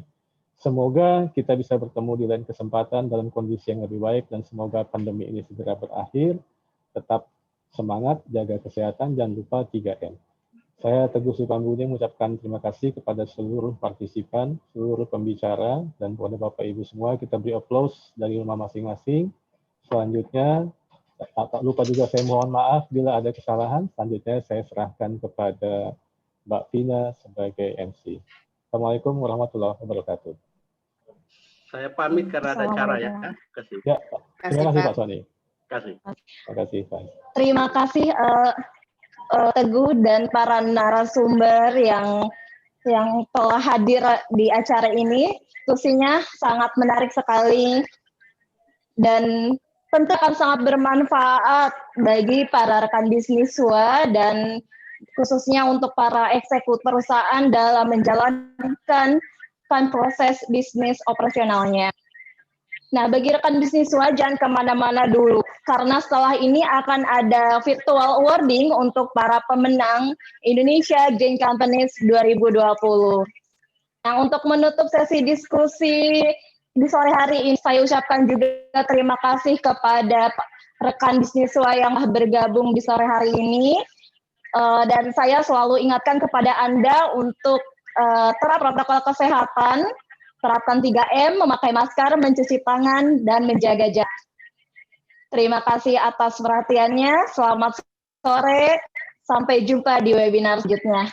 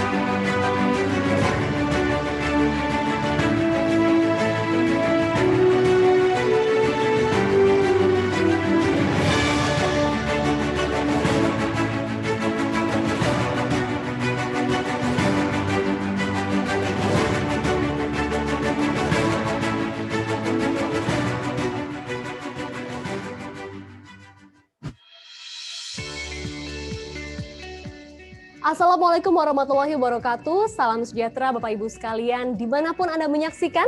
Selamat datang dalam acara Indonesia Green Companies Award 2020 dengan tema perusahaan yang berhasil menjalankan program bisnis berkelanjutan dengan bertumpu pada kelestarian lingkungan, kesejahteraan masyarakat, dan laba perusahaan.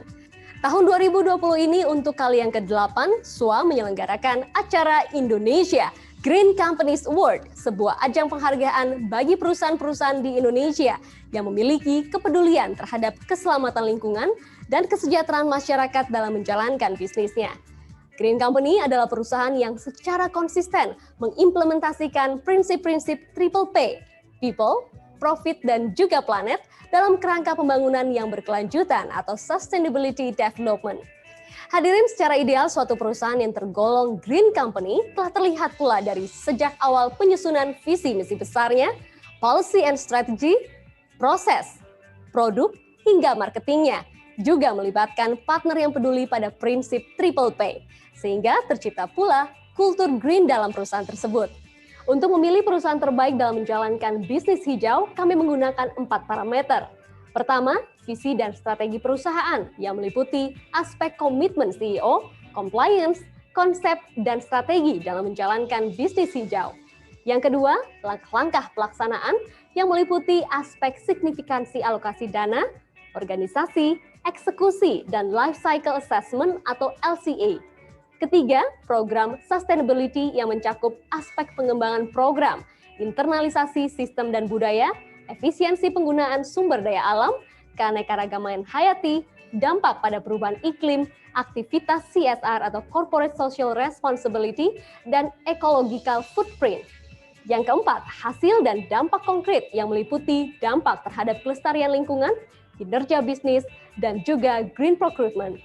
Bapak Ibu hadirin dimanapun Anda berada, tahun ini ada 20 perusahaan yang lolos sebagai finalis yang kemudian kami undang untuk melakukan presentasi di hadapan Dewan Juri. Setelah melalui proses penjurian dan juga rapat pleno Dewan Juri terhadap hasil penjurian tersebut, Dewan Juri memutuskan 10 perusahaan yang memenangi Indonesia Green Companies Award tahun 2020. Di mana juga nanti tentunya Bapak Ibu pemirsa sekalian dapat saksikan di dalam rangkaian acara ini. Hadirin, segera kita mulai acara ini dengan mendengarkan terlebih dahulu sambutan dari Bapak Kemal Effendi Gani, Chief Editor SWA Group. Selamat menyaksikan. Bapak, Ibu, dan teman-teman yang kami banggakan, salam sejahtera bagi kita semuanya. Assalamualaikum warahmatullahi wabarakatuh. Bapak dan Ibu, kita bertemu lagi dengan program dari kami dari SWA Media. Bapak dan Ibu, pada November tahun 2020 ini, kami dari SWA kembali menjalankan program untuk menyeleksi korporasi-korporasi yang terbaik di Indonesia yang berkomitmen dalam menjalankan program Pro Green, ya. Yang kami sebut program ini sebagai Indonesia Green Companies Achievement tahun 2020. Event ini sudah kami selenggarakan selama 9 tahun terakhir ini. Jadi secara konsisten kami menjalankan program ini. Nah, tujuannya bagaimana supaya kami dapat terus mendorong bahwa di Indonesia ini semakin banyak perusahaan-perusahaan di Indonesia yang lebih banyak lagi peduli pada lingkungannya. Jadi dalam menjalankan usahanya mereka tidak hanya semata-mata mencari keuntungan, ya. Di sisi yang lain, program ini kami harapkan juga dapat menjadi sebuah ajang seleksi untuk memberikan apresiasi, ya, kepada perusahaan-perusahaan yang memang pro green tadi, sehingga di Indonesia kami harapkan akan semakin banyak perusahaan-perusahaan yang juga dapat menjalankan program yang peduli kepada lingkungannya, ya. Jadi sekali lagi melalui program ini kami juga berharap akan lebih banyak lagi perusahaan green company di Indonesia yang dapat menjalankan prinsip Triple P yang kami sebut, ya. Nah, Triple P. Jadi prinsip yang pertama dari Triple P adalah people. Jadi bagaimana perusahaan-perusahaan di Indonesia agar lebih menghargai dan terus mengembangkan people-nya, ya. Dan kemudian yang kedua adalah planet. Dan ini kami berharap semakin banyak perusahaan di Indonesia yang dalam menjalankan usahanya juga peduli terhadap lingkungannya dan menjaga kelestarian lingkungannya. Dan P yang ketiga adalah profit. Ya, ini adalah bagaimana supaya perusahaan juga dapat terus berkinerja dengan baik, ya, sehingga kalau kinerjanya baik, ada keuntungan, perusahaan juga akan dapat terus tumbuh dengan sustainable. Nah, jadi dengan kombinasi Triple P ini, ya kami berharap perusahaan di Indonesia akan dapat tumbuh secara berkelanjutan, memperhatikan people-nya, juga memperhatikan lingkungannya. Nah, untuk dapat menyeleksi green companies di Indonesia, ada 4 hal yang kami seleksi, kami pakai sebagai variabel. Yang pertama adalah komitmen dari CEO, itu meliputi bagaimana compliance-nya dalam menjalankan usahanya, konsep dalam hal green, dan kemudian strategi dan visinya seperti apa. Dan kemudian yang terpenting adalah juga bagaimana eksekusinya. Jadi langkah-langkah apa yang dilakukan untuk menjalankan strategi tadi. Dan kemudian seperti apa program sustainability-nya, ya. Dan kemudian yang terakhir yang juga penting adalah hasilnya seperti apa, outcome-nya seperti apa. Nah, tahun ini setelah melalui tahap seleksi administrasi dan semua peserta kemudian melakukan diskusi dengan anggota panel juri, ya, yang dalam hal ini dipimpin oleh Profesor Emil Salim. Jadi ada 6 juri yang kami libatkan. Nah, kami sudah dapat menampilkan 10 perusahaan terbaik yang dapat memperoleh predikat sebagai Indonesia Green Companies tahun 2020. Nah, pada kesempatan ini kami mengucapkan selamat dan salut kepada Bapak Ibu, para pemilik dan pengelola perusahaan yang sudah berhasil ya merancang dan menjalankan program Green, sehingga perusahaan Bapak Ibu oleh Dewan Juri yang dipimpin oleh Profesor Dr. Emil Salim dinyatakan sebagai perusahaan yang memang layak memperoleh predikat Indonesia Green Companies Achievement tahun 2020. Ya. Nah, kami berharap Bapak dan Ibu dapat terus menjalankan program ini secara berkelanjutan, dan kami yakin best practice dari Bapak Ibu ini juga akan dapat menginspirasi perusahaan-perusahaan lain untuk juga dapat menjalankan program yang peduli, yang melestarikan lingkungannya, yang menjalankan prinsip Triple P tadi, sehingga di Indonesia akan semakin banyak lagi lahir perusahaan-perusahaan green companies di Indonesia. Sekali lagi selamat Bapak Ibu, demikian dari kami. Wassalamualaikum warahmatullahi wabarakatuh.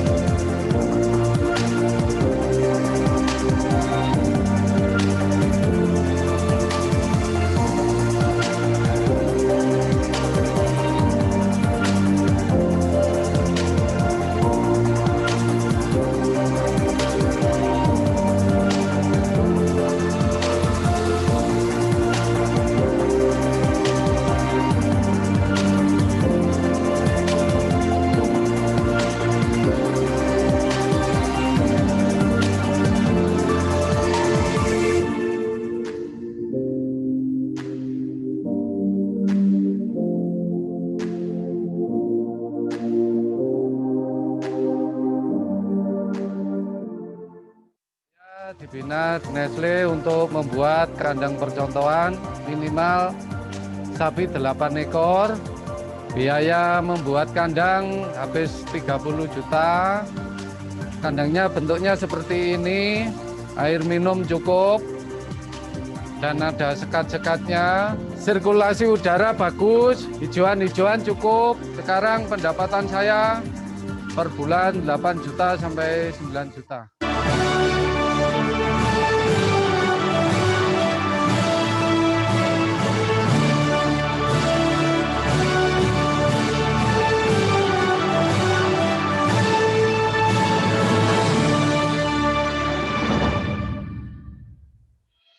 Bapak Ibu hadirin, kita juga perlu mengetahui bagaimana ketatnya persaingan dalam menentukan para pemenang Indonesia Green Companies Award 2020. Untuk itu, mari kita simak penjelasan perwakilan dari Dewan Juri, Bapak Profesor Dr. Emil Salim berikut ini. Selamat menyaksikan.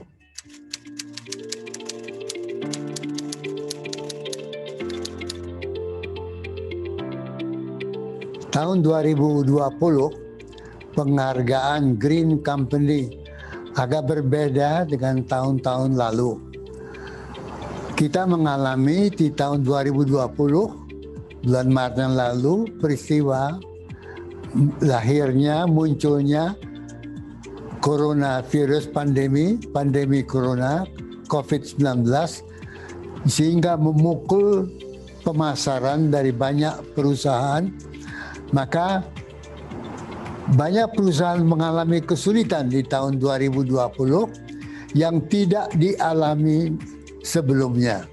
Yang menonjol di dalam perkembangan penilaian perusahaan 2020 ini adalah bahwa para pengusaha-pengusaha tetap mengkomit diri untuk menegakkan prinsip-prinsip perusahaan hijau.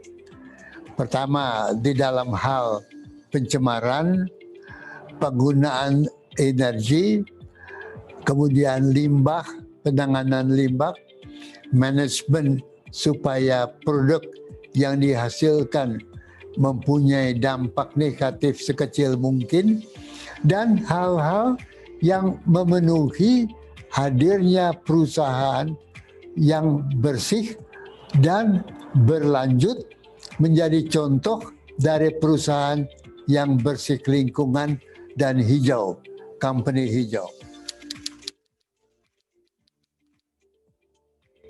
Yang menonjol kali ini bukan saja bagaimana perusahaan itu menjalankan pengelolaan perusahaannya dengan wawasan bersih lingkungan, hijau, manajemennya dan sebagainya, tetapi juga aktif menangani bagaimana zoonosis, yaitu terganggunya satwa liar itu menjadi penyebab penyakit.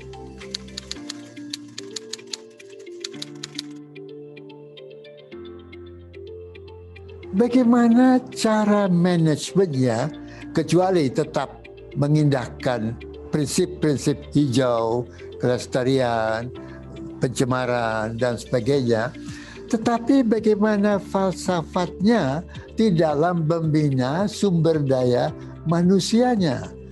Maka perusahaan karet misalnya mempunyai banyak kebun-kebun karet. Kebun-kebun karet banyak punya pekerja yang bekerja di lapangan, mengambil getah-getah karet dan sebagainya. Nah, ini menjadi pertanyaan, apakah perusahaan itu, satu, mengindahkan lingkungan fisik, keadaan fisik lingkungannya, bersih lingkungannya, atau apakah juga memperhatikan lingkungan manusia yang bekerja di perusahaan tersebut. Para karyawan, para buruh yang bekerja di kebun-kebun karet-karet itu yang menjadi bahan baku bagi perusahaan karet ini. Makanya menarik adalah bahwa manajemen perusahaan ini tidak hanya mengindahkan aspek lingkungan fisik, tapi juga aspek lingkungan sosial karyawan perusahaan-perusahaan tersebut.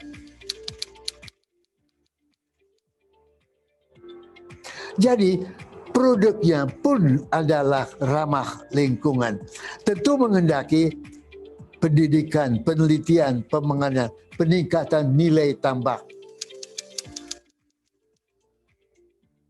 Jadi saudara sekalian, maka tampil ke muka tokoh-tokoh para pengusaha kita yang tidak hanya mikro perusahaannya memperhitungkan kebersihan, pencemaran, hijau, prinsip dan sebagainya, tetapi juga perusahaan yang mengindahkan manusianya, karyawannya. Ketiga, memperhatikan manusia di luar perusahaannya, masyarakatnya, yang berakar di masyarakat. Jadi ada satu pandangan manajemen dinamis, bukan hanya membangun perusahaan hijau hari ini, tapi perusahaan hijau ke depan juga menjadi bagian dari total perjuangan kita hari ini, tapi juga perusahaan untuk masa depan Indonesia yang hijau lestari.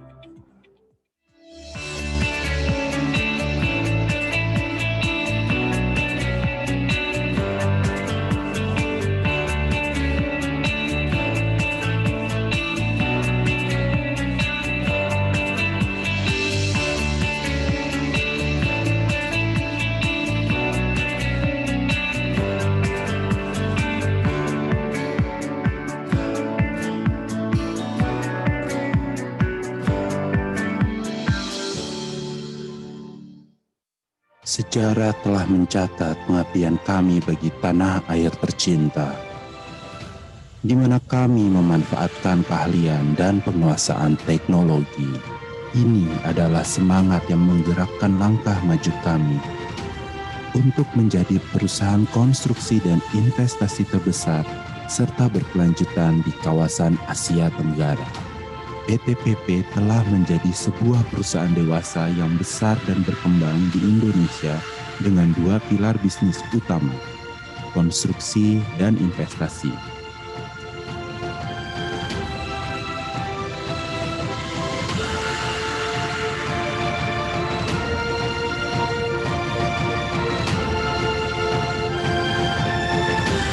Persembahan PT PP bagi Indonesia.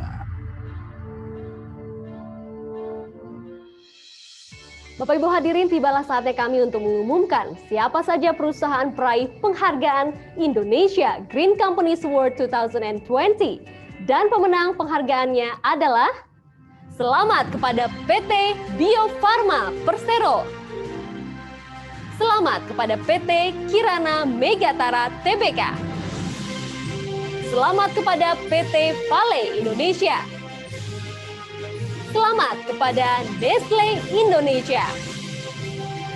Selamat kepada PT Austindo Nusantara Jaya Agri. Selamat kepada PT Royal Lestari Utama. Dan Bapak Ibu hadirin, kini saatnya kita untuk menyimak bersama pemenang penghargaan Indonesia Green Concern. Selamat kepada PT Sahabat Mewah dan Makmur. Selamat kepada PT Pembangunan Perumahan Persero. Selamat kepada PT Bank Negara Indonesia Persero Tbk. Selamat kepada PT Politama Propindo. Sekali lagi selamat kepada seluruh pemenang penghargaan Indonesia Green Companies Award 2020. Dan Bapak Ibu hadirin, inilah keseluruhan nama-nama pemenangnya.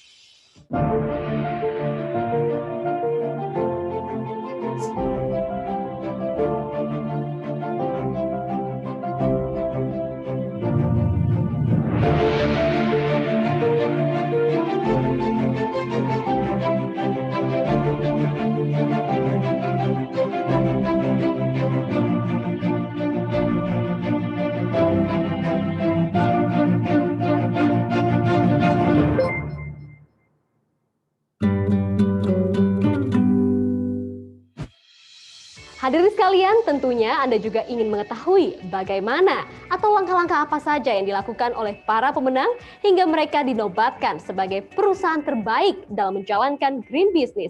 Mari kita simak bersama testimoni dari para pemenang penghargaan Indonesia Green Companies Award 2020. Selamat menyaksikan.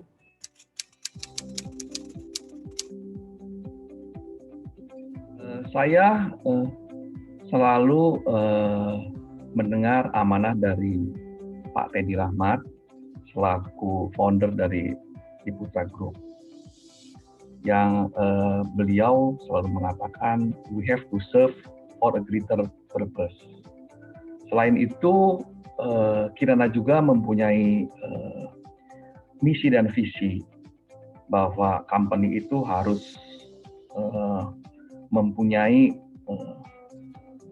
hal-hal yang baik buat masyarakat sekitarnya dan sustainable.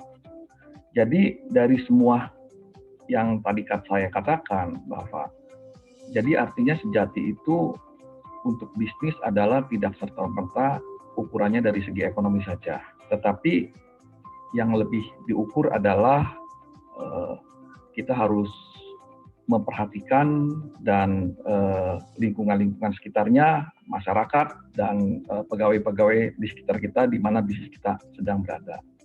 Kita sebetulnya sudah menjalankan ini kira-kira sudah 10 tahun yang lalu sampai saat ini, sehingga kita tetap eksis.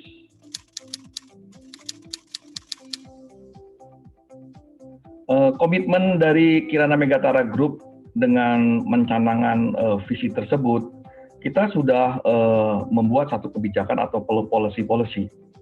Kita mempunyai 5 top besar yang selalu kita jalankan, yaitu yang pertama kita selalu menghargai semua karyawan dan masyarakat di sekitarnya, dan kemudian yang kedua kita selalu mengedepankan petani karet. Kemudian tentunya kita harus menjaga pelestarian lingkungan dan sumber daya manusia, sumber daya alam. Dan yang keempat yang tidak kalah pentingnya yaitu kita harus tetap meningkatkan daya saing, dan yang terakhir adalah tata kelola manajemen yang baik. Kita mempunyai 5 tema ini yang selalu kita jalankan, kita praktekkan sehari-hari di dalam company tersebut.